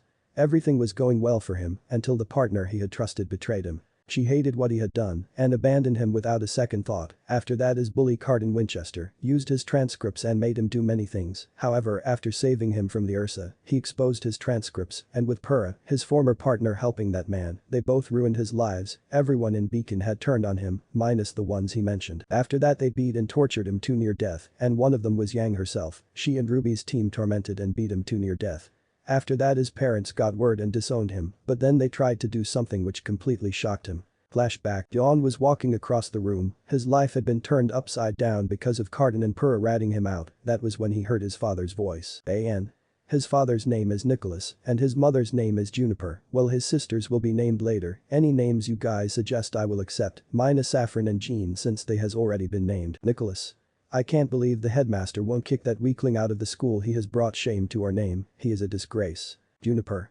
Nicholas, calm down, you don't want the others to hear you, especially him. Nicholas calms down, he hated John because of him firstly being the weak, and then his actions at Beacon tarnished the ARC name. He then spoke. Nicholas. I know of a definitive way of getting the boy out of here. I will seal his semblance and aura, that's the only way he will kick that boy out. I will crush his dreams no matter what happens. Juniper. Nicholas. Juniper realizes that Nicholas has been consumed by hatred. She needed to stop him before he does something to John, before it is too late. Nicholas then spoke. Nicholas. I will not stop, he will be out of his school. He refuses to give the weapon back to me. I will take it at all costs, even if I have to beat that disgrace to death. Juniper's eyes, she still was worried about John, she then spoke. Juniper. Fine, if this bites you back then don't regret it. John knew he needed to get out. For the first time in his life he felt anger, no hatred for his former father. That man is not a father, at least not his father. He needed to escape. He packed his stuff from Glinda's room without telling or informing her. Since she was on rounds, he tried to sneak out of Beacon, which is where he saw Ruby. Ruby? John, where are you going? Ruby seemed confused. She wondered why he was leaving, although she was not surprised at him leaving the academy. John. I am leaving Craterface. Because of me your relationship with your sister is ruined, not to mention they want me out of Beacon Academy. Ruby?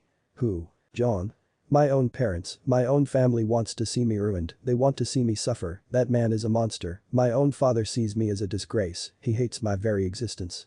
I will leave and take the weapon. My grandfather would never give the Cresceramores to that man, no monster. Ruby was horrified. She never though his own parents, former parents would do this to him. She then spoke with determination. Ruby? I am also coming with you, John. John looked at her surprised. He spoke. John? No, Ruby, I want you to stay. Ruby cuts him off and responds. Ruby? No buts, I will come with you and that's final. My own sister hates me because I sided with you. I will not stay without you. Since you are the only one minus Team CFEY that cared for me, I will also leave Beacon. Let's leave from here. John? Thank you, Ruby, thank you. John and Ruby pack their stuff and leave the dorms, without anyone noticing. He and Ruby then head to the Emerald Forest, which is where they made the jump to save themselves, and ended up in level 0 of the Backrooms. Flashback ends. John then pauses for a while after telling this flashback, he then speaks. John. After that we met Issei on level 2, while we were surrounded by entities, he helped us and saved me, even went far in saving me from partygoers when they kidnapped me to level fun. We managed to get out of there scot-free, thanks to his help. After that the rest is history. Everyone that was present was furious, but the ones that were the most angry were Sonia, Jax, Johnny, Issei and Afumi. Issei then spoke. Issei. Why you did not tell us about what your father did? John. I wanted to forget that memory as much as I could. He is not my father and never will be. Issei. You are a noble man, John, and if it was me, I would have fed that man liquid pain for even hurting you. Greg then spoke. Greg. I can't wait to get into my new body to burn those morons alive, and besides partner you can boost and transfer my power to objects. Issei. Oh yeah, I can't wait to see what the enhanced liquid pain would do to them. Nafumi. Hey, I have Iron Maiden, I would crush that man inside it and heal him up, making him suffer for what he did. Ingvild. I would love to drown that man for even hurting you, John. Rex. Rip and tear, those fools. Sonia.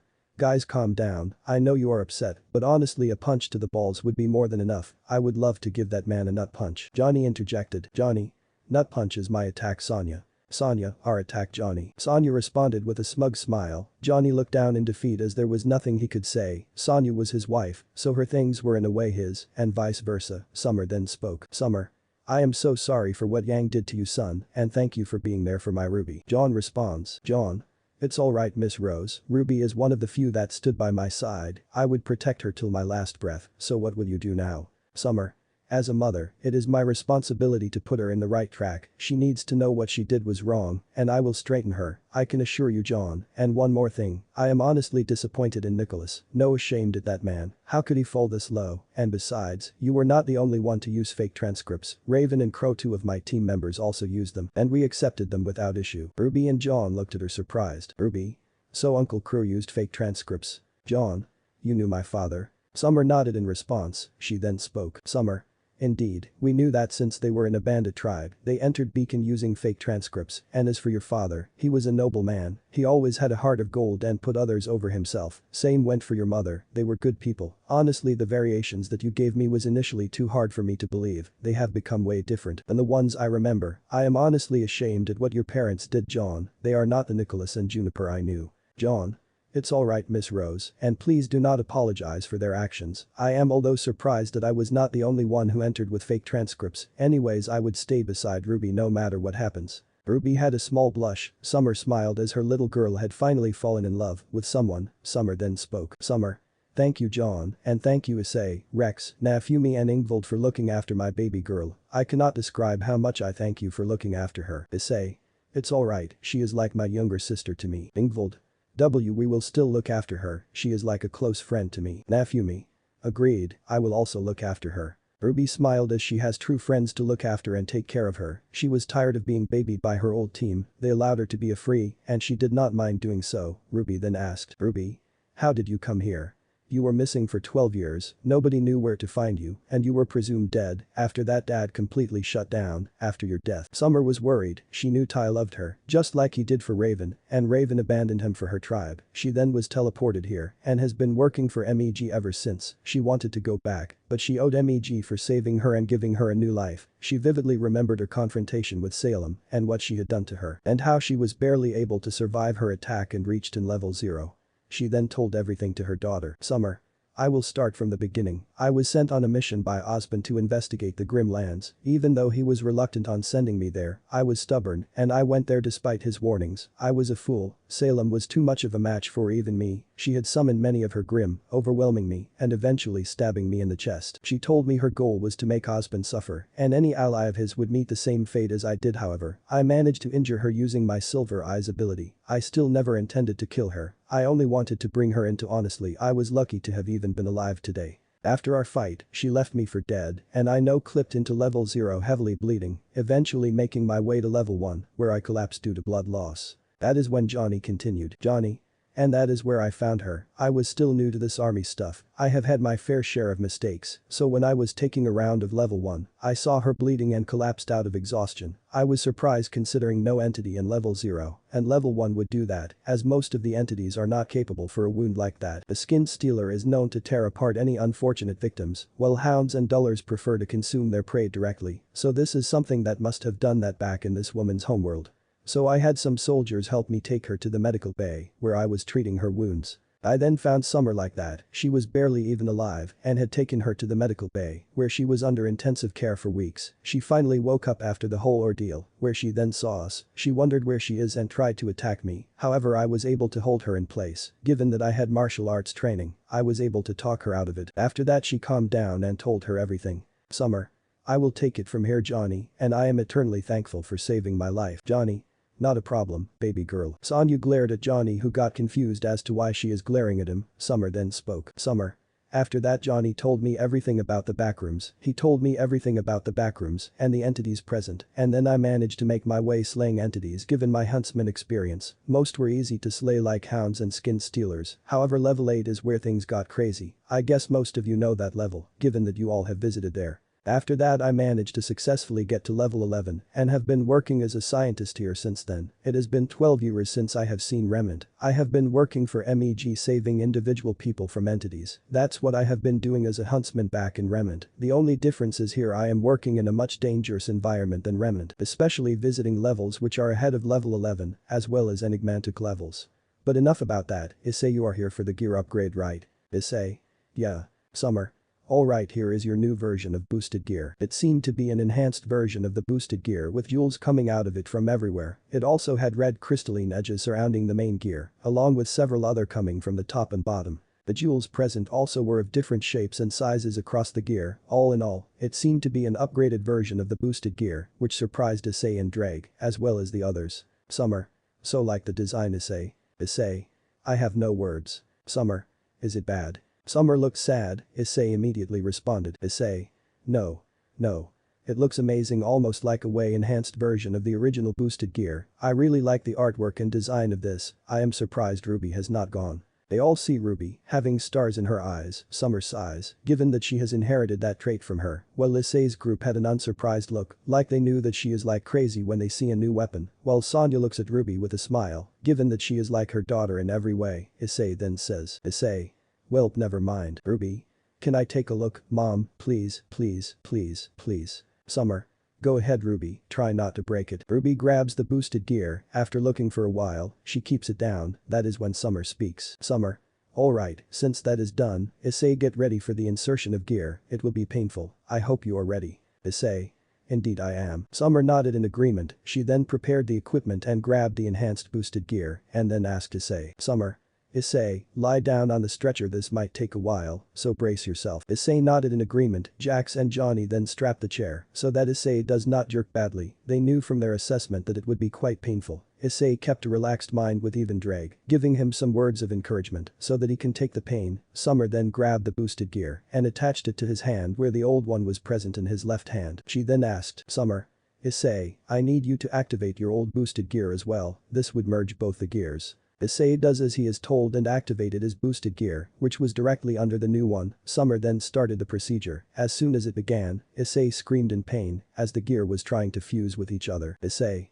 Oh my fucking Lucifer, it hurt so much. Issei continued to scream. Ruby, Rex and Ingvild tried to approach him, however they were stopped by Naofumi. He then spoke. Naofumi.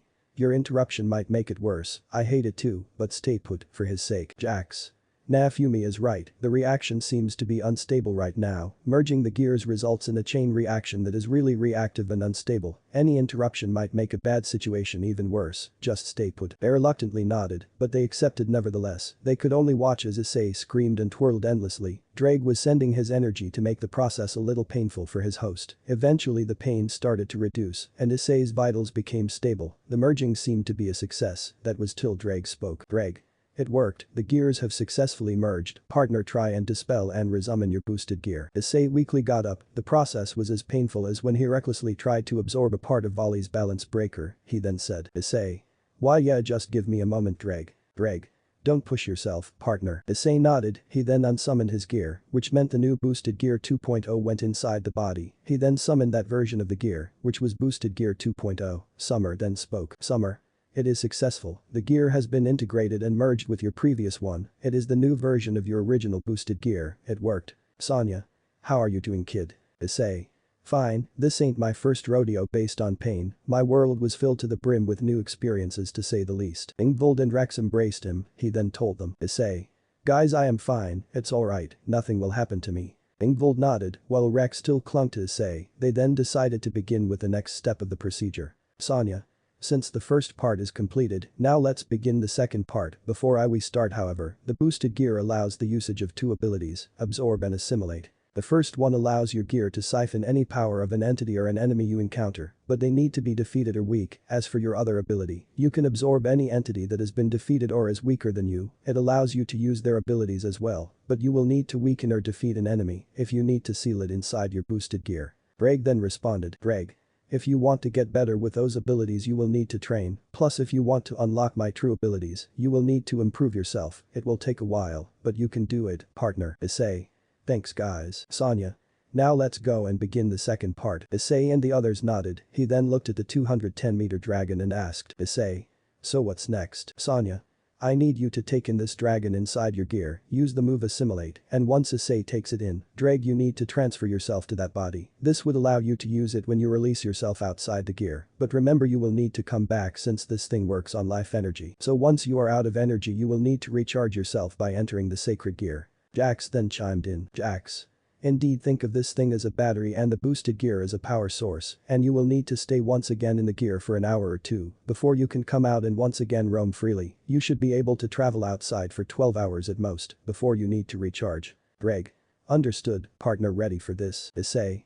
You bet. Assimilate. The boosted gear announced. Rain. The dragon body was assimilated into the gear as Issei managed to take in the body. Eventually the body was no longer present. Drake then spoke. Greg. I have transferred myself to the body successfully. Thank you, Sonya Blade, Jax Briggs and Summer Rose. Without you I would never have had a body in my life, neither would I see freedom. And thank you, Issei, for taking the pain for my sake. You have truly proven that I have the best host in my life. However, before Issei could say anything, an alarm had been blaring. Sonya then spoke. Sonya. A security breach. Someone has entered the premises without permission. The scientist then comes in and speaks. Scientist. Local director, someone has stolen our mechanical wrangler that we were designing. The man in question has managed to escape. We sounded the alarm, but we were too late. We could not see his face, just a shadow of him. Sonya. Any description of the shadow? Scientist. He had medium hair and was wearing a long coat. That's all I could make out from the shadow. Issei. Any idea where he went? Sonya. I will check the cameras for any feedback. I think I might have an idea where he is going to. Sonya activated the camera feed and she saw the wrangler heading to a jewelry shop trying to steal some stuff. Issei nodded and spoke. Issei. I will go and stop him. John. Let me come too. Ruby. Me as well, I also want to stop him. Sonya. Very well, what about the rest of you? Naofumi. I will help evacuate the civilians. Ingvild and Rex, will you join me? Ingvild. Yeah, I will also help. Rex. Me too. Johnny. Alright, it's settled, now let's go and stop him. Summer. Stay safe, all of you, we will stay here and fix the damage he has done. Everyone nodded and moved out, and they encountered the mechanical wrangler that was no clipping out of level 11, stealing stuff it came across. It did not care about the wanderers and facelings that it was going after. As a result, the Wrangler ended up climbing several buildings, causing massive debris from falling. Naofumi immediately reacted to this and called out, "Airstrike shield." The shield came, which protected the hound and faceling that would have suffered because of the debris. Naofumi then spoke. "Naofumi, get out of here to a safe house while you still can." The faceling nodded and walked the hound to a safe house for the time being. Naofumi, Ingvild and Rex focus on protecting the wanderers. Issei and the others find the Wrangler and stop it before it is too late, before it can cause more destruction. Everyone? Understood, right? They all got to their respective works. Ingvild used her water attacks to slow down and weaken the debris, while Rex destroyed the debris, which protected several wanderers from attacks and ended up saving multiple lives. Wanderer. Thank you, young lady. Ingvild. Not a problem, head to a safe area where you will be safe from the attack. The wanderer nodded. Several MEG soldiers had come in to assist them in evacuating the facelings and wanderers, which they were taken to the MEG base till the crisis had been resolved. Meanwhile, with Issei, Ruby and John, they saw the Wrangler climbing on top of a building. It seemed to be similar to the Empire State Building from the real world. The Wrangler was curling around the building. John. Issei, use your balance breaker, bring that thing down. Issei. Understood, ready drag. Drag. Yeah, let's bring this thing down. Welsh Dragon balance break. Issei entered into his balance breaker. The balance breaker grew wings and Issei flew up to the building. Issei then grabbed the Wrangler and smashed it to the ground. The Wrangler fell and broke some of its body into pieces. Issei then jumped down and stood alongside John and Ruby. He was in an area where he was surrounded by buildings on all three sides. The Wrangler's head opened up, revealing a man that had slanted dark green eyes and bright long orange hair with long bangs covering his right eye. Black eyeliner traced his visible left eye. He is described as tall and lanky. Ruby. Roman. Issei was surprised. He then asked, "Issei, you know him?" John. "He is from our world, Issei. He is an infamous thief that had a reputation for being wanted for pickpocketing and several counts of property destruction. The last run we had with him, he was stealing dust. We failed in catching him because he always had an accomplice that helped him." Roman woke up dizzy. He then spoke. Roman. Ugh, who the hello, it's you. Red, looks like you also have come here without your choice. Ruby. Roman, you were a thief. Since when did you endanger innocent people? Roman seemed confused. He then asked. Roman. What people? I just stole some jewels. I don't hurt innocents. Issei. Your Wrangler created enough destruction, which resulted in the deaths of many people. If it was not for my friends, they would have died. It would be wise for you to surrender yourself. Roman laughed and responded. Roman. Sorry, Dragon Boy, I have no intention to stop what I am doing. My goal is to survive and be the richest, and I will do anything to achieve that. But that Roman entered the cockpit of the mechanical Wrangler and started to climb up the buildings. It then steamed as it looked at the trio, ready to begin the fight. Ruby brought out a crescent rose, while John brought out his Cruceramores, and they both got ready to fight. Issei. Very well, you give us no choice, guys, let's bring this thing down. Sonya then spoke up from the earpiece that she gave Issei. Sonya. Listen, Issei, destroy those glass containers on its body, that's its weakness, and one more thing, this thing can no-clip just like a regular Wrangler, so it can leave this level and attack from another direction, and bring the one controlling it inside. I want him alive for questioning. Issei. Understood, Sonya. Sonya. Good luck, guys, don't let the machine any more innocents. Issei then looked up at the Wrangler. He then looked at his friends who all nodded. They were ready to take Roman and the mechanical Wrangler down. Issei fired multiple dragon shots with the goal of taking it down. Roman piloted this thing like a master, dodging most of the shots, preventing most of them from hitting, but one of them hit the Wrangler, causing Roman to lose control of it. Issei. Now everyone fire at the Wrangler, aim at those glass containers, right away. John and Ruby understood what they needed to do. Ruby turned her weapon into a sniper mode and fired at the Wrangler, along with John using a fire salt and aimed at the mechanical beast, severely damaging the body of it. Roman then yelled, Roman.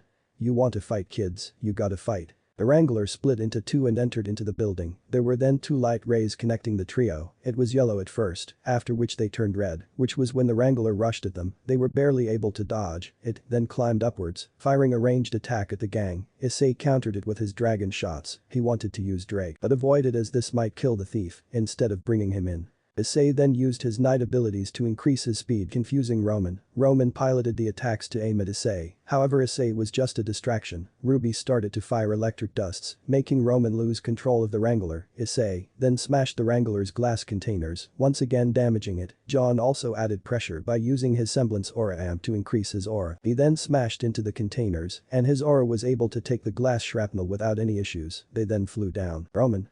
Ugh, you meddling kids, always get in my way, now you will pay. The Wrangler once again split into two and no-clipped into the building. It then performed the same tactic and used the rays to target the trio and rush attack at them faster this time. It then no-clipped again, Issei then said. Issei. Guys, it's coming for round 2, brace yourselves. True to what Issei said, the Wrangler rushed and attacked them in the same tactic. Ruby got grazed by the Wrangler's attacks. John. Ruby. I am fine, John, let's take this thing down for good. The Wrangler no-clipped out of the charge and was once again on the building trying to aim its attack at the trio. Issei this time went into his bishop mode. He fired a dragon shot, making it big enough to prevent Roman from escaping. There was unfortunately a cooldown on the Wrangler's no-clipping skills, and it was already damaged by the 2 attacks. Ruby assisted in firing electric dust rounds which disabled the mechanics. John then threw a fire salt at the Wrangler. The 3 combined attacks destroyed the Wrangler completely and it fell on the ground, mostly destroyed. Roman then came out of the cockpit completely dazed. Roman? Ugh, not again. Well, at least my code is alright. Issei then pointed an Ascalon at Roman. He then spoke. Issei. Do you wish to still fight? Roman nodded his head sideways. He responded. Roman. I know when I have met my match, I refuse to fight any longer, I surrender. Greg then spoke telepathically. Greg. That Kane has a surprise, stay on guard against that man. Issei understood still had his Ascalon on, in case he tried anything funny, that is when Sonya had come to the location with the special forces. Sonya. I will take it from here Issei, bring him in boys, I will question him. The MEG agents brought him to Sonya after taking his cane away. Sonya then used her both hands and slammed Roman to the police car. Roman. Hey easy pretty girl, I just got this coat dry cleaned. Sonya. Save it for the interrogation Roman, we will deal with you later. Sonya then handcuffed the thief and made him sit inside the van. She then spoke. Sonya. You guys head to the hotel, we will continue our tour tomorrow, take some rest. Issei, John and Ruby nodded in agreement and Sonya drove back to the MEG base. They then met up with the rest of the gang and they went into the hotel to take some well-deserved rest. Scene break. Chapter 17.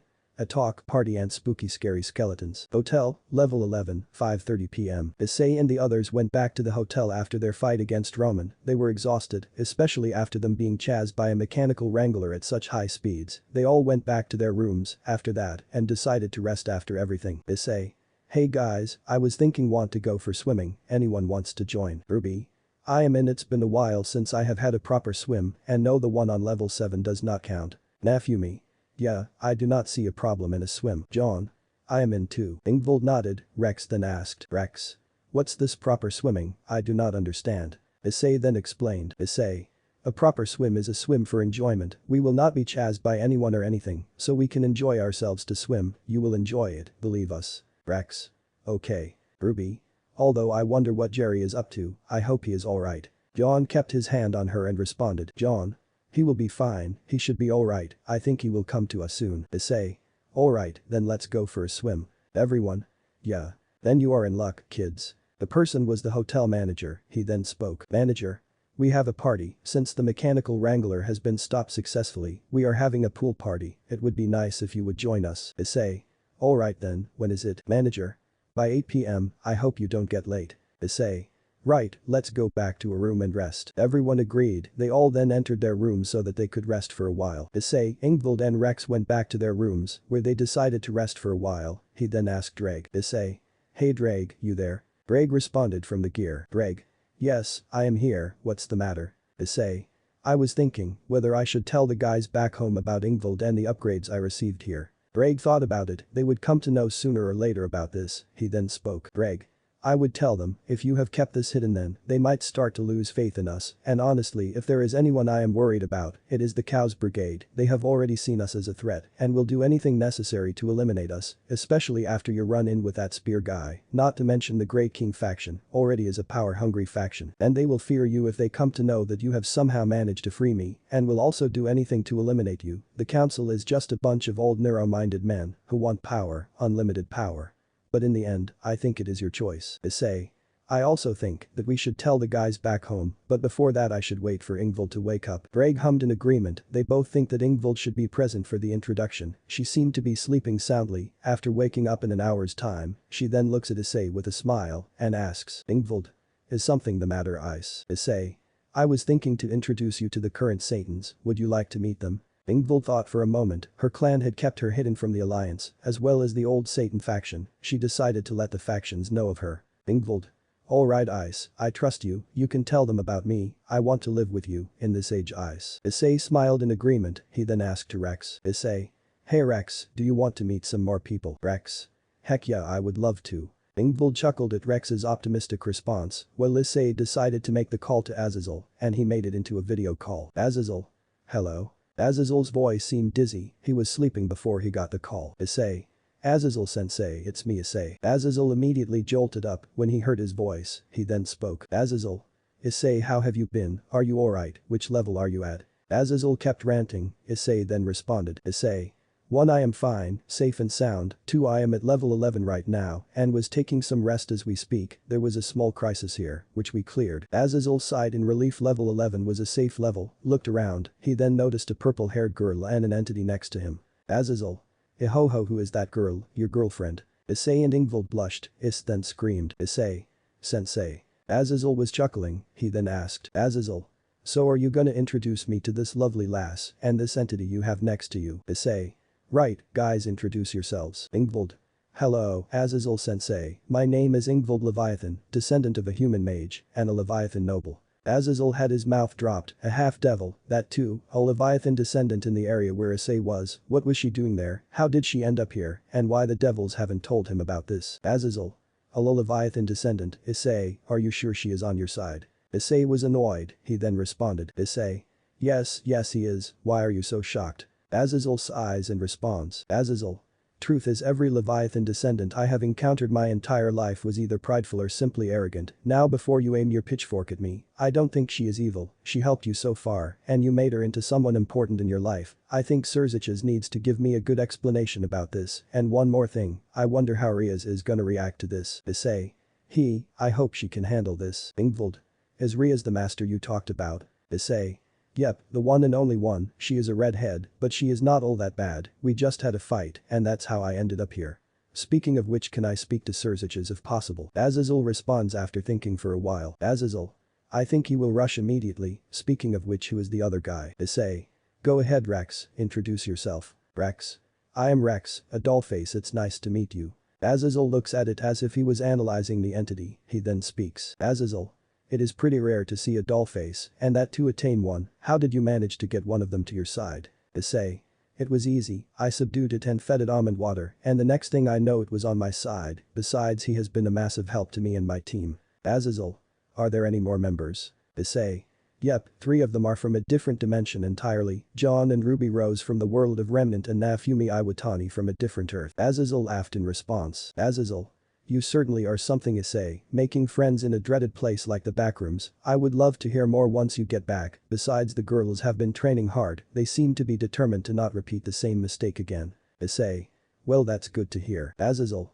Oh, and I have dropped a message to Surziches, he should be here in no time. And after literally a minute later, Surziches shows up with Grafia by his side, he then spoke in an annoyed tone. Surziches. I hope it is something good you have called me for, Azazel my was fuck. He is cut off by Grafia with a smack to the head. Grafia.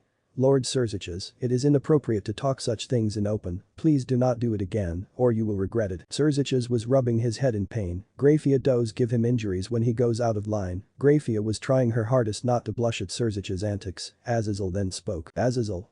I called you guys here because it is Issei on the line. Surziches and Grafia were shocked, Issei had done a video call, there they could see Issei waving at them, Grafia then dragged Surziches and told him something that made the Crimson Satan shiver in fear, Issei and Azazel were although unable to hear it, but had an idea what she meant and pitied him. Surziches. Issei, where have you been, do you know how you have made us worried? Issei. I know Lord Surziches, but I haven't been here by choice, I take it Azazel informed you where I am right now. Surziches. I know, the dreaded place called the Backrooms, so where are you right now? Issei. Level 11, don't worry I am safe and sound, and almost hallway, I will return home soon, I promise you that. Grafia. I am happy to know that you are safe and sound, Issei, I will give the good news to your master and her peerage very soon, but I want to know who is this girl beside you, and who is that doll-like entity next to you. Grafia always seemed to quickly notice the changes around people, she was a very good observer of the situation. Surziches also looked at Issei, as he is curious about the situation, who is this girl, and what is she to Issei, all Surziches hoped was that Rias will take this well. Issei. Oh, that's Ingvild Leviathan, descendant of a member of Leviathan and a human mage, and the doll-like entity is Rex. He is my companion in the backrooms. Think of him as a sort of familiar of mine. The ones in question introduced themselves, which surprised Surziches and Graphia. They never knew that there would be a half-blood devil here, and that too someone who is a descendant of Leviathan. They were never informed by the Leviathan clan about this, Surziches then said. Surziches. Hello Ingvild, where are you from? Surziches tried to strike a friendly conversation. He did not want to make her an enemy, especially after she has helped Issei after a long time. Ingvild then spoke. Ingvild. I am from England, Lord Lucifer. Surziches nodded and responded. Surziches. No need to be stiff with me Ingvild, Issei is like family to me, just call me Surziches, any friend of my brother is my friend. Ingvild. Okay. Issei.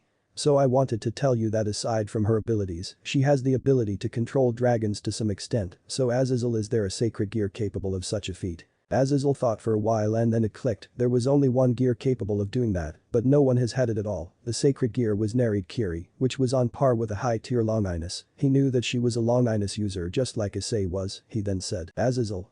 There is only one, it has never been discovered as of yet, but there have been sacred gears that are on par with the 13 Longinus. One of them is Nereid Kiri, which is capable of controlling dragons and dragon-type sacred gear users to an extent. We do not know much about it, but I can make a wild guess that she has the gear. But this is another problem as she now has a target painted on her back just like you had back in the day. You will need to look after her Issei, will you do that? Issei.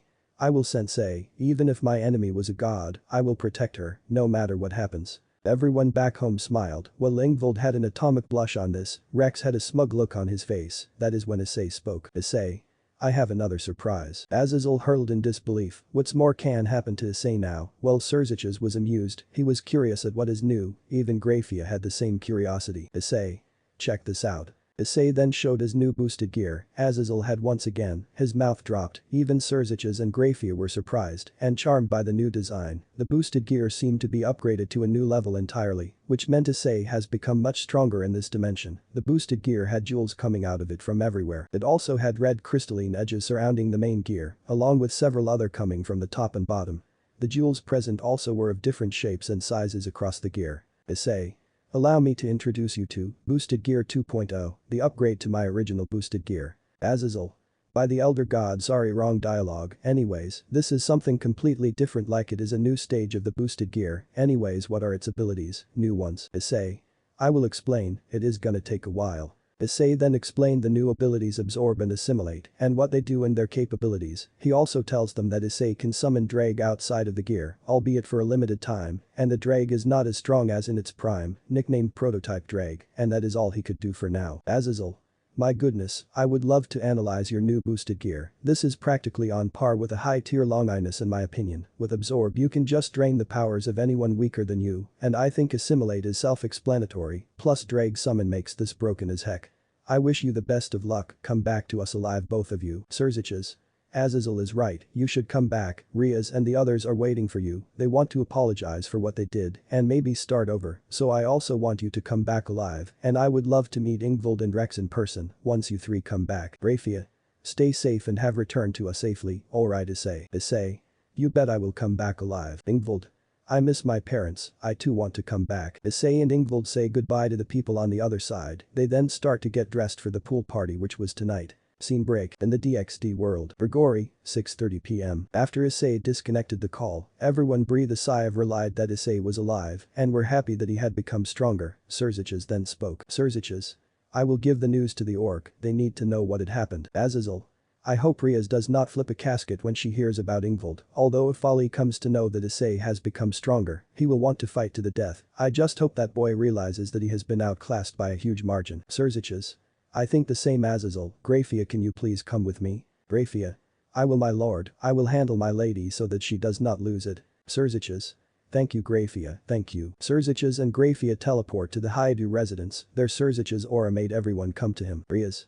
Brother, what are you doing here? Surziches.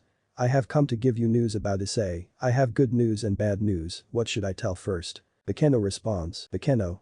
The good news first. Surziches. Alright, Issei is alive and has reached level 11 successfully. He also has become stronger than before, however I cannot exactly say how strong, because I have not seen and analyzed his abilities properly, so when he comes back ask from him. Everyone was happy and breathed a sigh of relief. Kiba and Gasper started to stay with Rias in the Haidu residence after Issei's disappearance. After that Kiba then asks, Kiba.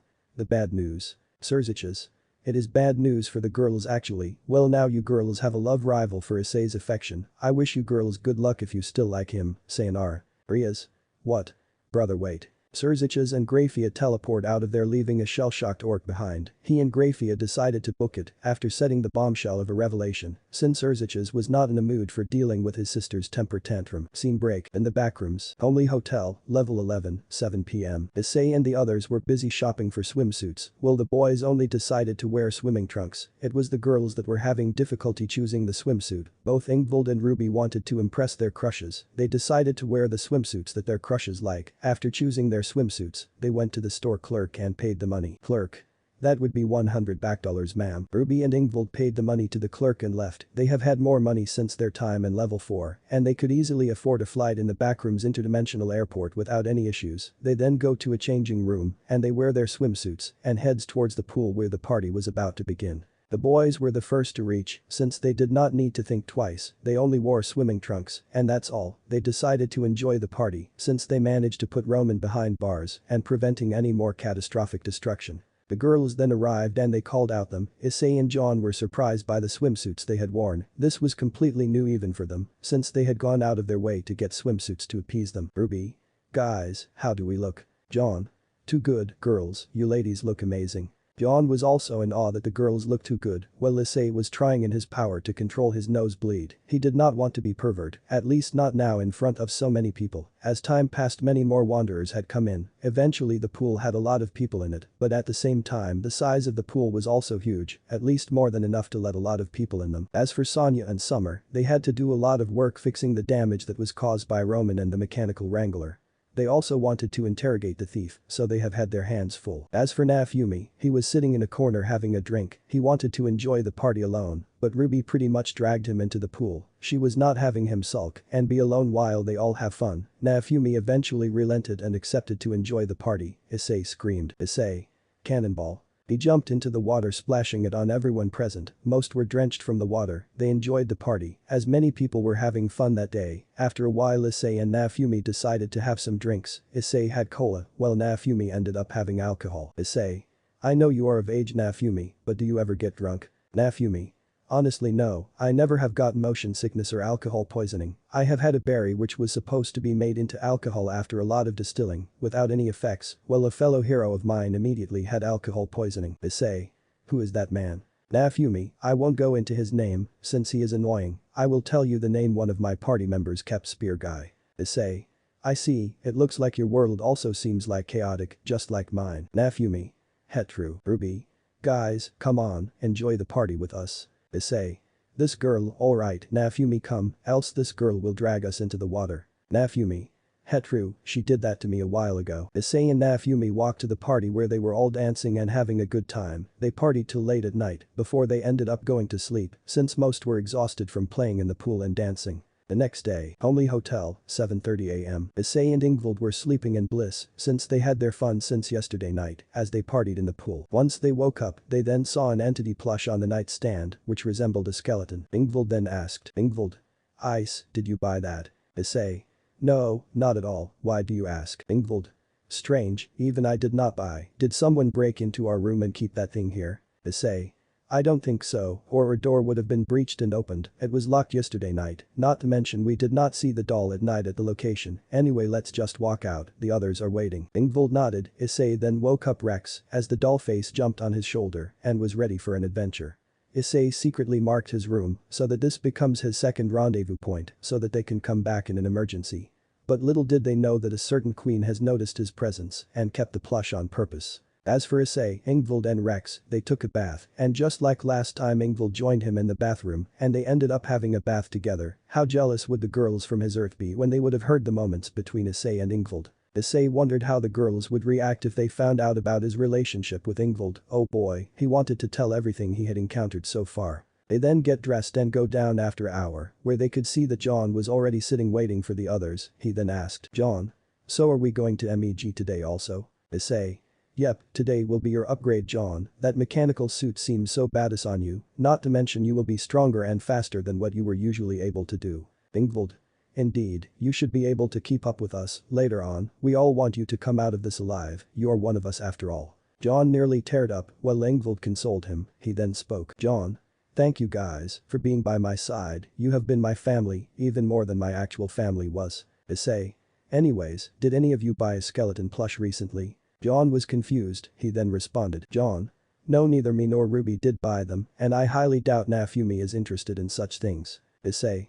"Oh okay, look, here comes Ruby." Ruby came in yawning. She seemed exhausted after yesterday's party. She then took a seat beside John. Now all they needed to wait was for Nafumi to show up, and a little after a while, they decided to eat their breakfast, which seemed to be pancakes and tea for Ruby and Nafumi, and the rest have bread, tomato salad, potato salad, fried chicken and steak. They enjoyed their food since it was almost as good as they would have at a regular restaurant, and it did not cost much, since food was quite abundant in level 11. After having their food, they all then head outside to meet up with Sonia. Issei and Ingvild decide to split up to check something they heard of recently. Issei.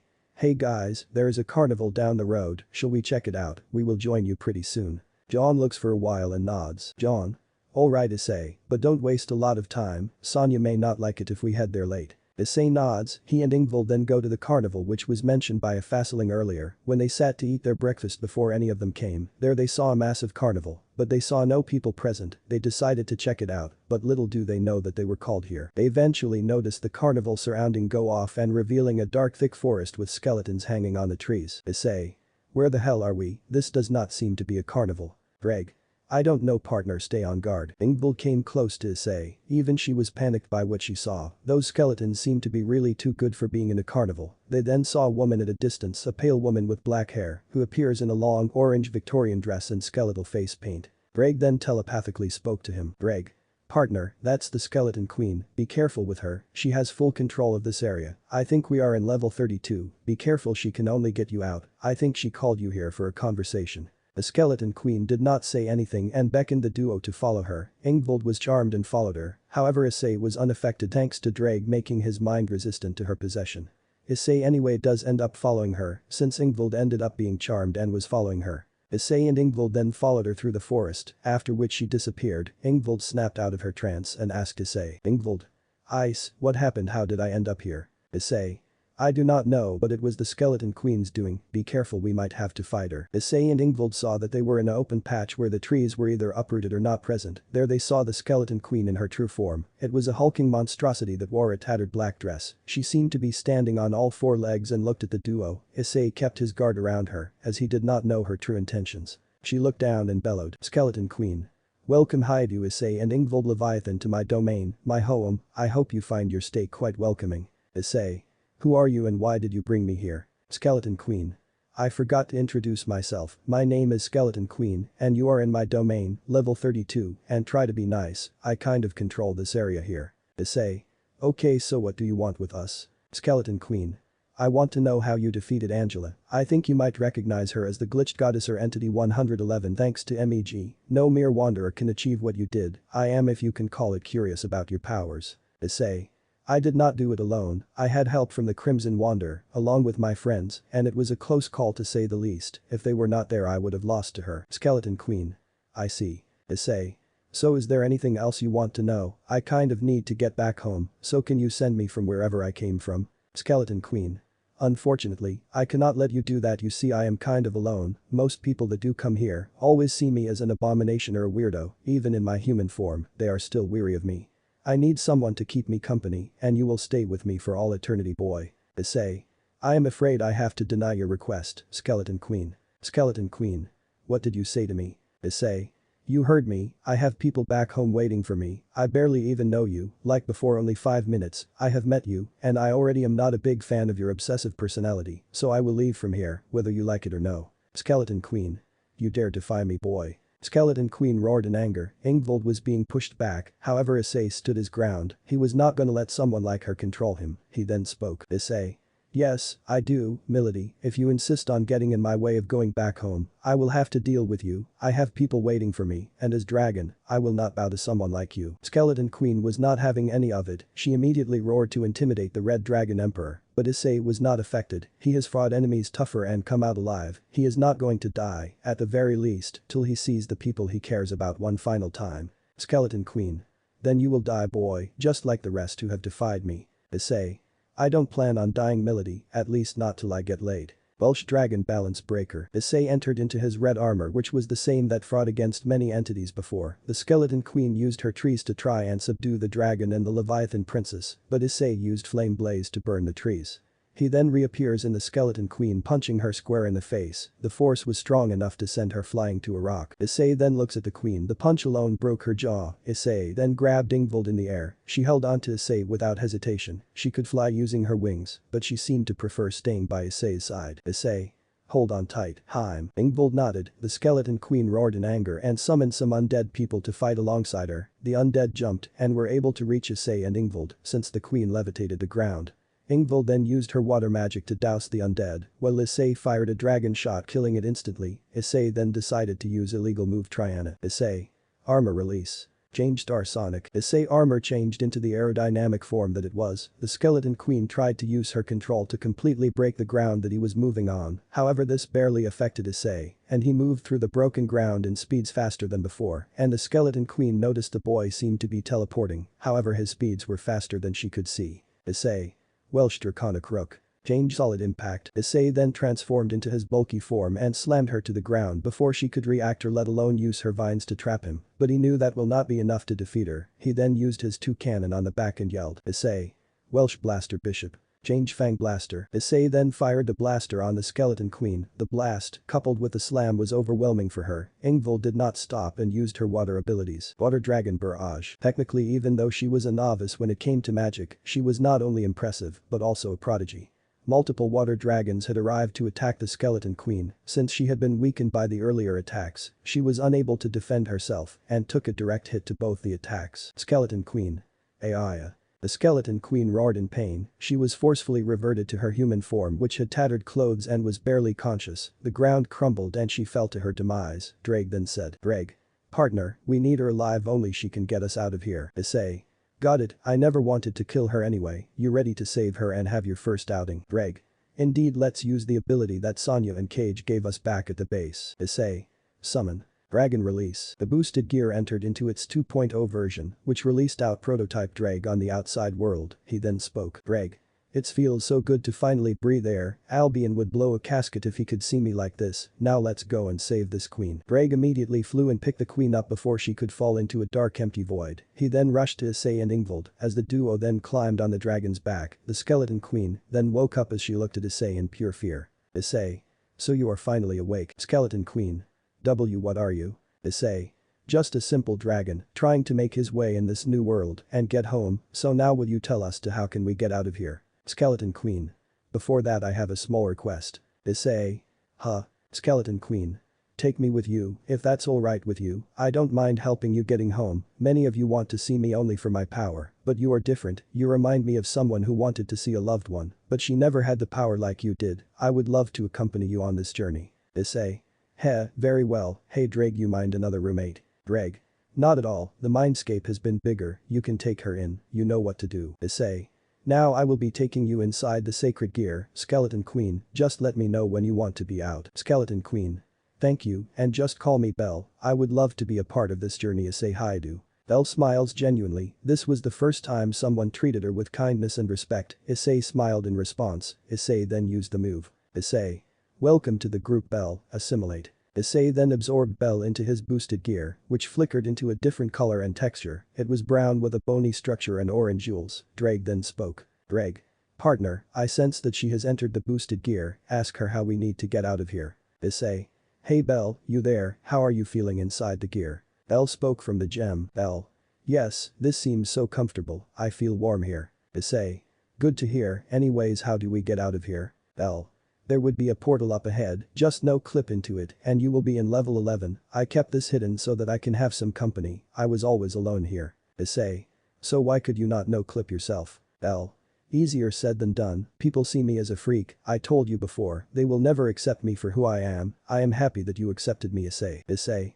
Heh, not a problem, I think the rest of the folks would also accept you, those who are in my group would also accept you, just have some faith in me. Elle smiled in response, she then spoke. Elle.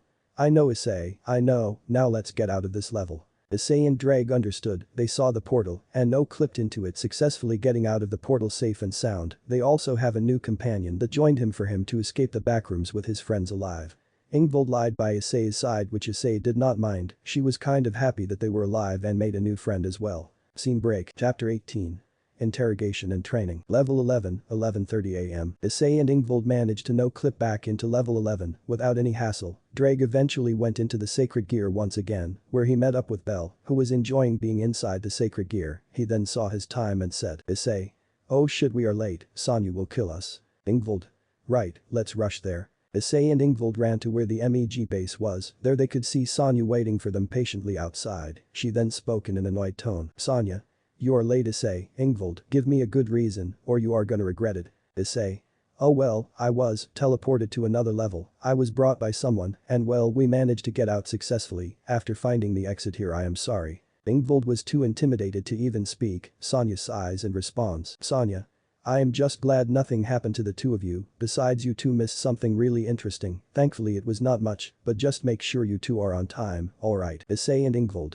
Right. Sonya nods, she then beckons Issei and Ingvild to follow her into the base, where they could see someone wearing a new suit, it was someone familiar. Issei and Ingvild followed Sonya to what seemed to be the same hall where prototype Drake was kept, it was revealed to be John in the same mechanical suit that they saw that day. Summer then spoke to him. Summer. How are you feeling John? John.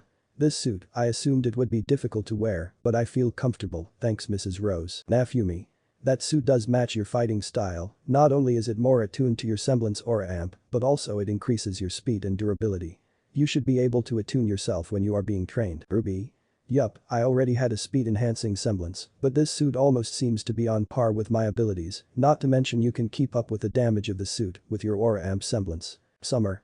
And that's not all, your suit coordinates with your aura, so it can't be damaged, as long as your aura is on, it would keep regenerating itself from the damage, even after being severely destroyed. John. Thanks Mrs. Rose. That was when they noticed Issei and Ingvild show up, Ruby and Nafumi immediately rushed to them happy that they are alright, Nafumi then asked. Nafumi. Where the hell were you two, you told us that you were heading to the carnival and. Issei. We ended up in a different level, worry not all of us are unharmed. Ruby checked for any injuries on their body, Issei then assured her that he is fine, he then looked at John and said. Issei. Nice suit John, it does match a style of an hero. John. Thanks Issei, I always wanted to be a hero, speaking of which we are going to be trained, where are our trainers Sonya? Sonya. They will be here in an hour or two, and you can test your armor, as long as you can handle its speed, anyways I need to go and have a talk with someone, I will be back soon. Sonya then leaves the gang to practice their abilities, as Sonya heads to the interrogation room where Roman was being held, she then looks at Johnny. Sonya. Is he ready to talk? Johnny. Yup, he will speak, he has agreed, and I did not even need to force him to do so, he was wanting to have a talk. Sonya. Very well, he better have a good reason of what he did back then. Sonya then entered the interrogation chamber, she had clenched her fists, knowing that she was going to get her answers one way or another, there she could see that Roman was disarmed and his arms were cuffed and were attached to the table so that he could not move unless they were removed from his arms. Sonya. Don't bother, those are aura cancellation cuffs, they prevent the usage of an aura or semblance. These are enhanced enough to prevent even the strongest entities from breaking them. Roman. So are you gonna be the one that's gonna beat me up to spill information? Sonya sat down on the table opposite to Roman, she then opened the file that had information about him and read it out loud. Sonya. Roman Torchwick, age 30 years old, born in Windpath in Mistral, Remnant, abandoned by his mother at a young age, developed the mantra, lie, steal, cheat, and survive. Had his first crime at the age of 18, where he beat and Rich Guy to death after stealing his money, former member of the Spider before joining on his own accord. Crimes involved trespassing, robbery, assault and property damage. Roman was surprised at this, Sonya then closed her file and spoke. Sonya. And yet your actions seem to be rather forced when you were present here, well yes you did threaten to kill and even gave order to kill before, you only did it for a heist or whatever your goals were, so tell me Roman, why did you do any of this? And if you answer the truth I have a special offer for you. You no longer need to be on the run and you will actually use your abilities to help others. Roman thought for a while, maybe he could do something good, he never got the chance since Mistral was a country run by gangs and thieves, he then responded. Roman. Alright, I will tell everything, but you need to fulfill your end of the deal as well. Sonia nodded, Roman then began. Roman. After falling here, for some unknown reason, I managed to loot and steal my way through the backrooms without any issue, most wanderers were unable to see my thievery, and most did not even bother, that's how I was able to survive, and when you are in a world of grim and monsters that are worse than even grim, you have to find a way to survive one way or another. But when I was in level 9, I saw someone plaguing my mind, he started to corrupt and twist me even more worse than how I was, he tried to drain my sanity by whispering into my mind and tried to enslave me, he tried to make me a wretch, but this thief was not falling into despair, but he was able to warp me into something far sinister. After that I was only able to regain myself into consciousness after Red and her friends beat me. Sonia. You mean Ruby, right? Roman. That's her name, yes her. Sonia was looking down fearfully. There was only one entity that was capable of using sanity draining whispers and can mentally drain the sanity of someone and corrupt them into people doing their bidding. Roman was lucky to have not got caught under his grasp. Sonia. Is there an endname for this entity? Roman.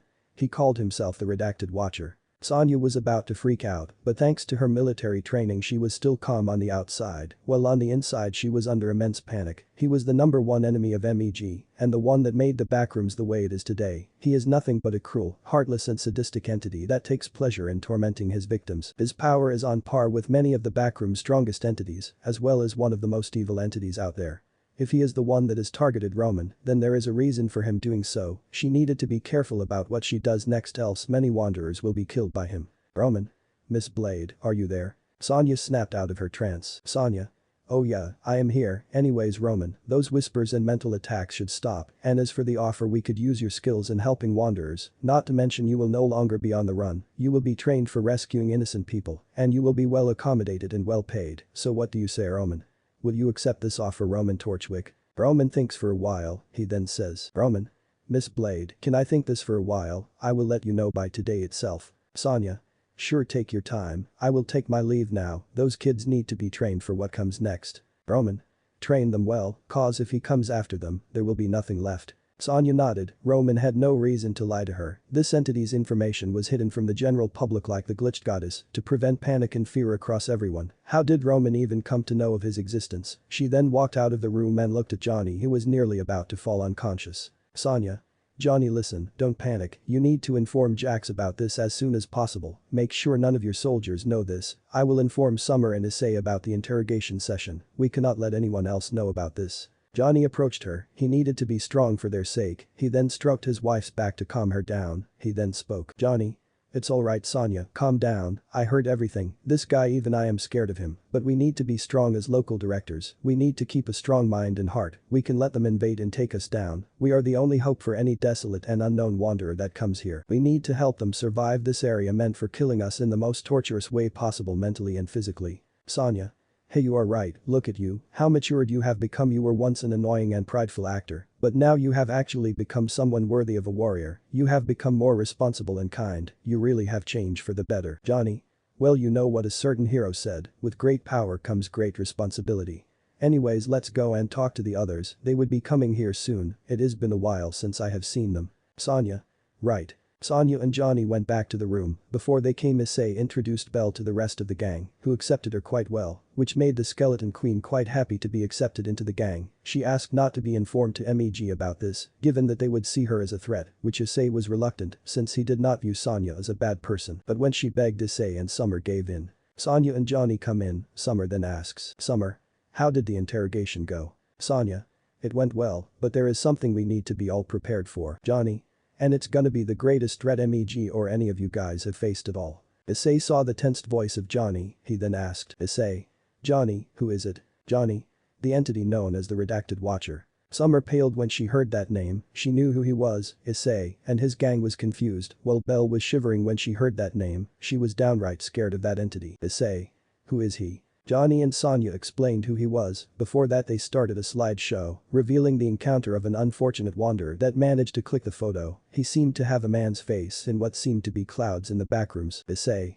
Who is he? Johnny, the Redacted Watcher, code numbered entity 666, the Redacted Watcher, is the creator of the backrooms. His power and hostility is incomparable to his creations, having infinite power and hostility worse than Satan. In contrast to other Backrooms entities, instead of death, the Watcher wants infinite suffering and torture. He vows to destroy at all costs. Backrooms colonists are taken out slowly and quietly, as to not alert other colonists. Although, he is unable to simply kill everyone in the Backrooms or send them to the void. He cannot do that due to being under God's rule. Some people say this entity has something to do with the void beast and its origin and motives, but this is yet to be proven. He can give sanity-draining whispers to wanderers, enter their bodies to control them spy colonies, or just to make them choose suffering instead of freedom. Sonia then continued. Sonia. He tried to and nearly succeeded in taking over Roman Torchwick, but when you defeated him, he gave up control of that body. His power grows every time a wanderer commits a sin, and he also has the power to trap anyone he desires to levels like the dangerous level 8 or level. Issei. I need to say something, I ended up in level. Sonia. How? Issei. I was teleported once we exited out of level 8, my friends ended up in level 9, while I ended up in level I managed to make the distance before joining them in level. John. I can confirm, I was there when he told us about his run-in, when he was teleported to level. Sonia. I think he is the one that sent you there. Issei. He sees you as a threat to his control over the Backrooms. Johnny. Not to mention in the Great War, Drake and Albion managed to decimate most of the 3 faction members when their fight was intervened, am I correct? Drake spoke from the boosted gear. Drake. Indeed, but we were killed and sealed into the gear. It was a chaotic experience. In the aftermath in our dimension, God and the 4 Satans were killed, along with most fallen seraphs and devil pillars, resulting in a permanent ceasefire, since any more war will result in complete annihilation. Everyone was shocked when they heard God died in their dimension. Sonia then spoke. Sonia. Not gonna lie, your dimension is something. Issei. Issei. True, we all come from crazy-ass dimensions. John.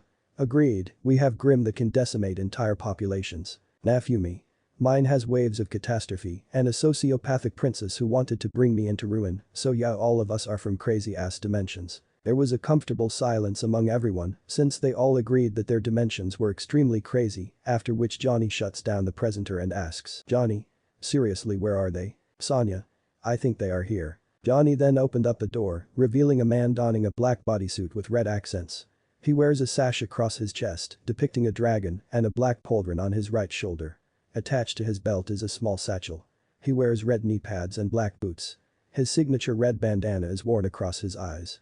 He also had glowing panels on the back of his hands and a sharper haircut. The other man seemed to be that of a blue-garbed ninja-like uniform. He had a steel spine-like decoration on his back and a more armored vest. He wore a mask concealing his face. Johnny. Allow me to introduce them, they will be your trainers, Kenshi Takahashi and Grandmaster Blueberry Ice. How many times have I told you not to call me that, Cage? Besides, my name is Kuai Liang, the Grandmaster of the Lin Kuei, so these are the kids I will train. You kids may call me Sub-Zero. Kenshi. And I am Kenshi Takahashi, the one Cage told me about, and yes, before you ask, I am blind, but that does not mean I cannot sense you. John then asked. John. No offense, but how will you train us, like you seem to be blind? And he could not continue as he was cut off by Kenshi appearing next to him, surprising everyone. He then spoke with a smile. Kenshi. Can an ordinary blind man do this? Worry not, young John, I will train you well for you to accommodate in the cyber suit and enhance your blade skills. John. I am sorry for doubting you, master. John bowed in front of him, embarrassing himself in front of everyone. He knew that this is the second worst time he had been embarrassed. The first time was when he was made to wear woman's clothes thanks to his sister. Everyone else chuckled at John's tactics. Kenshi then spoke. Kenshi. Relax, kid, no need to be so formal with me, just call me whatever you are comfortable with, so I will be taking Ruby, John and Nafumi. Sub-Zero, do you mind taking the last 2? Sub-Zero. I do not mind. Sub-Zero looks at Issei. Sub-Zero.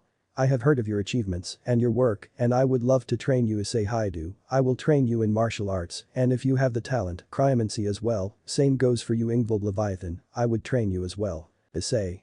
Please take care of us, Sensei. Issei bowed in front of him. Sub-Zero then thought. Sub-Zero.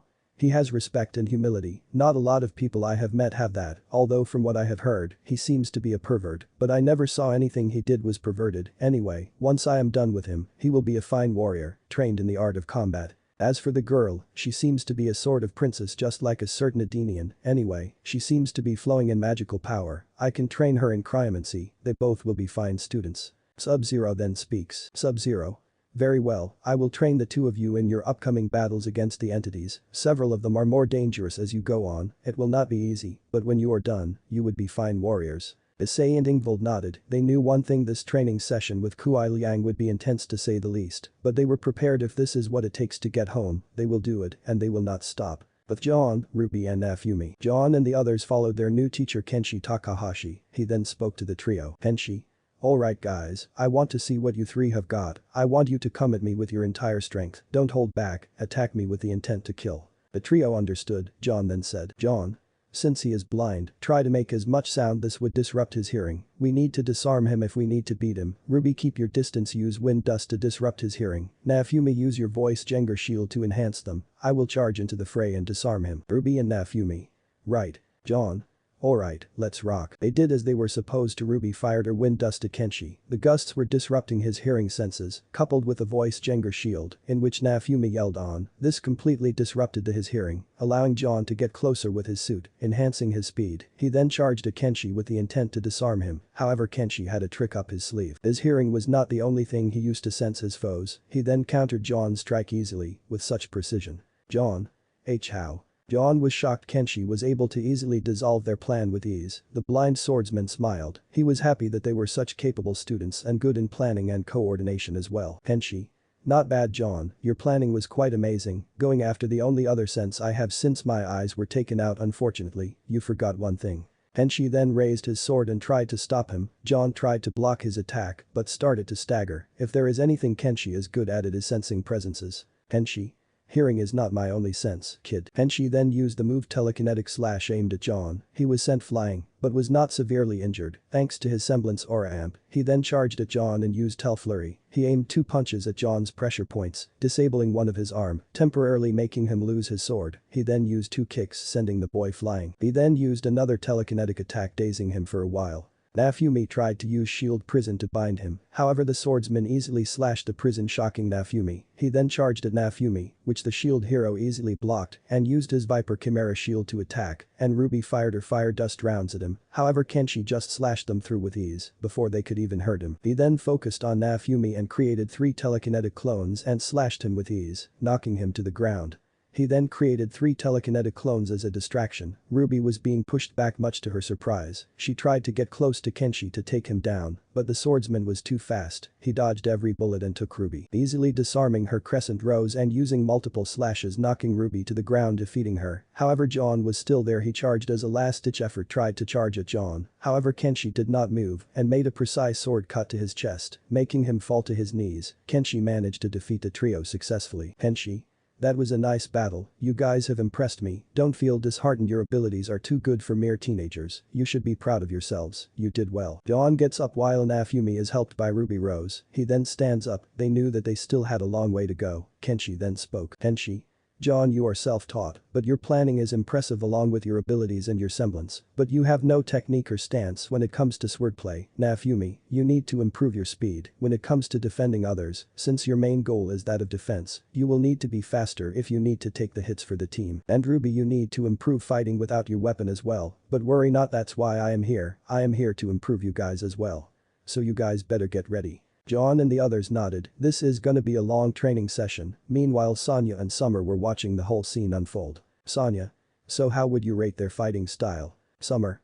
I would give it a 7 out of 10. In my books, Ruby still has a long way to go if she needs to be a huntsman. I mean, sure, she can give several professional huntsmen a run for their money, but in my book there is still room for improvement. As for John, I will give him a 8 out of 10. He not only was able to push Kenshi back for a while, but was also able to make him go to the extreme. He was planning to hold back. As for Naofumi, I can't really rate him, since he is mostly a defender and not a fighter. He takes attacks from his enemies more than often, but if he were to be a fighter, I had say that he would be nearly around 8ish or something. He is honestly really hard to rate when it comes his fighting style. Anyways, they are still pretty amazing despite being teenagers. It is still hard to believe that the ARCs never saw any potential in John, that's just disappointing. Sonya nodded in agreement, even she was disappointed in the ARCs for what they did to John. They then saw them being trained by Kenshi, as he taught John and the others on where they can improve and what their flaws are. With Issei and Ingvild were taken in by the Ice Ninja Sub-Zero. He decided to train the duo, since they were the strongest among the gang. He knew that they were capable fighters, so he decided to go straight into their training session.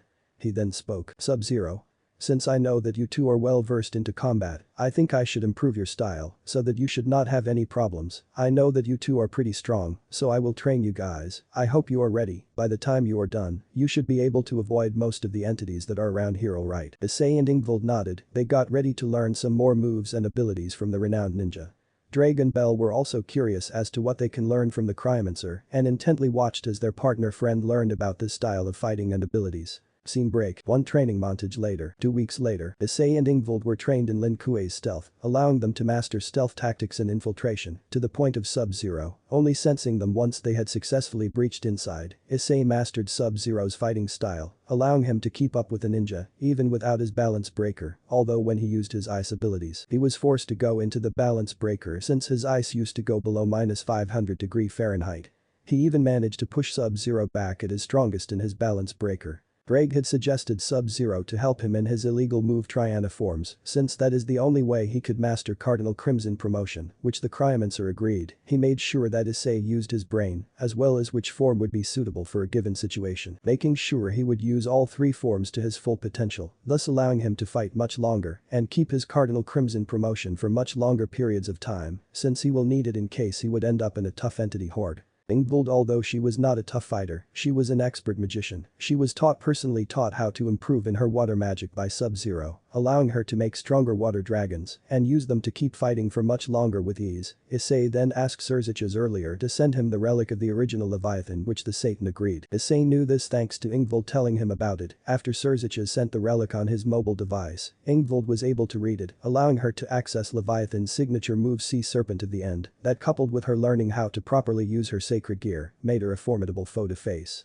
Sonya eventually came to know about the Skeleton Queen's existence in his sacred gear, and needless to say she was pissed that Issei hid this from her, but Issei managed to convince her that she is not a threat. Eventually, coupled with Johnny supporting Issei, she eventually relented and accepted her as an ally, but sternly warned Issei that her existence must be kept a secret. On the plus side, she was happy since level 32 was no longer gonna be a high-class level. As for the others, John had the most improvement among the trio, given that his sword skills were way more advanced than they were before his training. He also learned to create afterimages with his sheer speed, confusing his opponent and striking him where he could least expect. And she also taught him how to sense presences, since this would allow him to sense whether the entities up ahead are capable of hiding their presences, luring innocent wanderers to their demise. His speed was practically undetectable, with even Kenshi having difficulty sensing and wounding him, but needless to say John had improved massively. He had even gotten a haircut once his hair started to get in his way of training.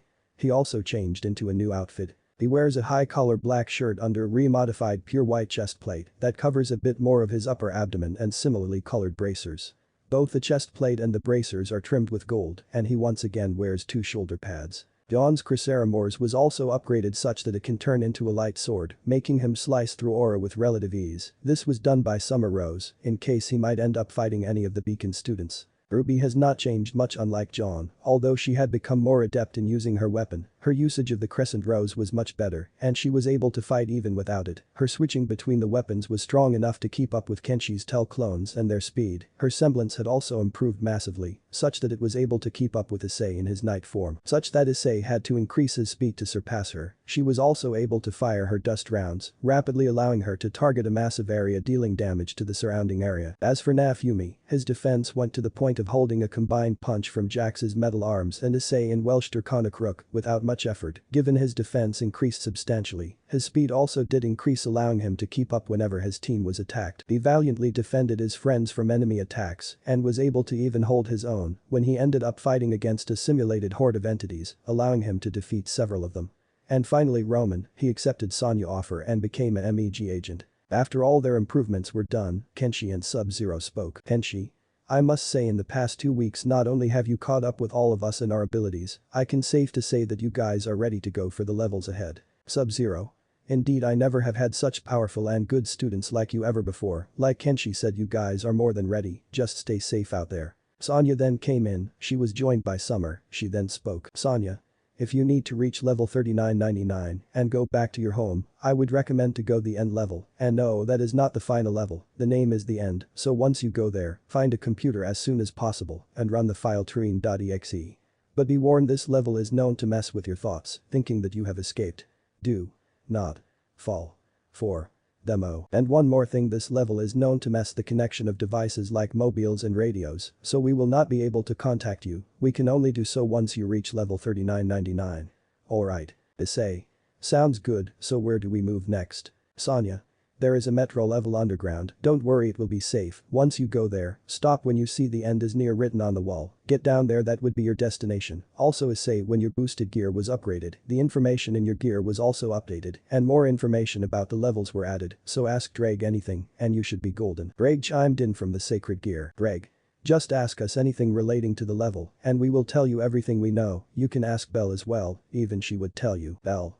Drake is right, we managed to get all the information thanks to being in the sacred gear. You should not only be able to see the information of the level, but also have a definitive level layout with your position there. This would allow you to see exactly where you are. Issei. Wow, thanks guys. Sonia. Sonia smiled, she then looked at Summer and Ruby staring at each other. She knew that the time has come for her. She then spoke. Sonia. You should join your daughter. Summer. But Sonia cuts her off. Sonia.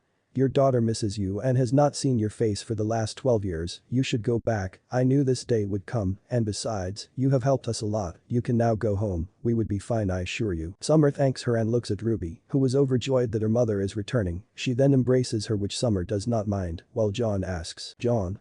Hey, has anyone seen Johnny and Jax? Where are they? Sonia. Oh, they are at the metro, we should go there, they must be waiting for us. The others nod and they all head out. Jerry returns back to Ruby after talking to his followers. The parrot did not mind joining them for their journey. Once they saw Johnny and Jax, they waved at them and spoke. Johnny. The train would come in at 10 minutes, so if anyone wants to buy anything you should get some stuff, since the journey might be bigger than I thought. Jax. Here are the tickets. Once you enter the train you should be able to travel to the level. Don't travel to any unsafe or an undiscovered level, but at this point I guess you should know that. Issei and the others nod, they stock up some supplies and they head to the train. Sonia and Summer hug each other as they enter the train that would take them to their stations. The conductor entity checks for their tickets and approves them, after which they enter the train. Before entering, Sub-Zero tells Issei. Sub-Zero. Remember Issei, you are their leader and navigator, you need to be strong even with all of them losing hope, you need to keep hope alive, you need to stay strong for them, you need to lift up their spirits once they start to get demoralized, you need to lead them to their survival. Got it? Issei. Yeah, got it. After that they wave goodbye before they sit in the train. After that the train moves through a bunch of levels, but then the lights start to flicker. Ruby starts to get panicked and gets closer to John, while Rex does the same to Issei. Issei then asks. Issei. What is going on, conductor? Conductor starts to panic. Issei immediately notices that it is not good. Conductor. I am starting to lose control of the train, I am sorry. Issei. What do you mean? Issei is cut off when the train starts to move at very fast speeds, faster than it usually does. The lights now stay off for much longer. The conductor then screams. The conductor. Everyone brace for impact, the train is about to lose power. Everyone does as the conductor asks them to, and the lights go off completely. Summer immediately cuddles Ruby, who is fearful of what's about to happen next. Issei and the others grab the train handles and whatever they could after the train lost power. It crashed onto an unknown level. Scene break. Let me know in the comments below if you guys want the next part. Also check out my other video that has been shown and left. Thank you for watching. If you enjoyed this video please like and share this video.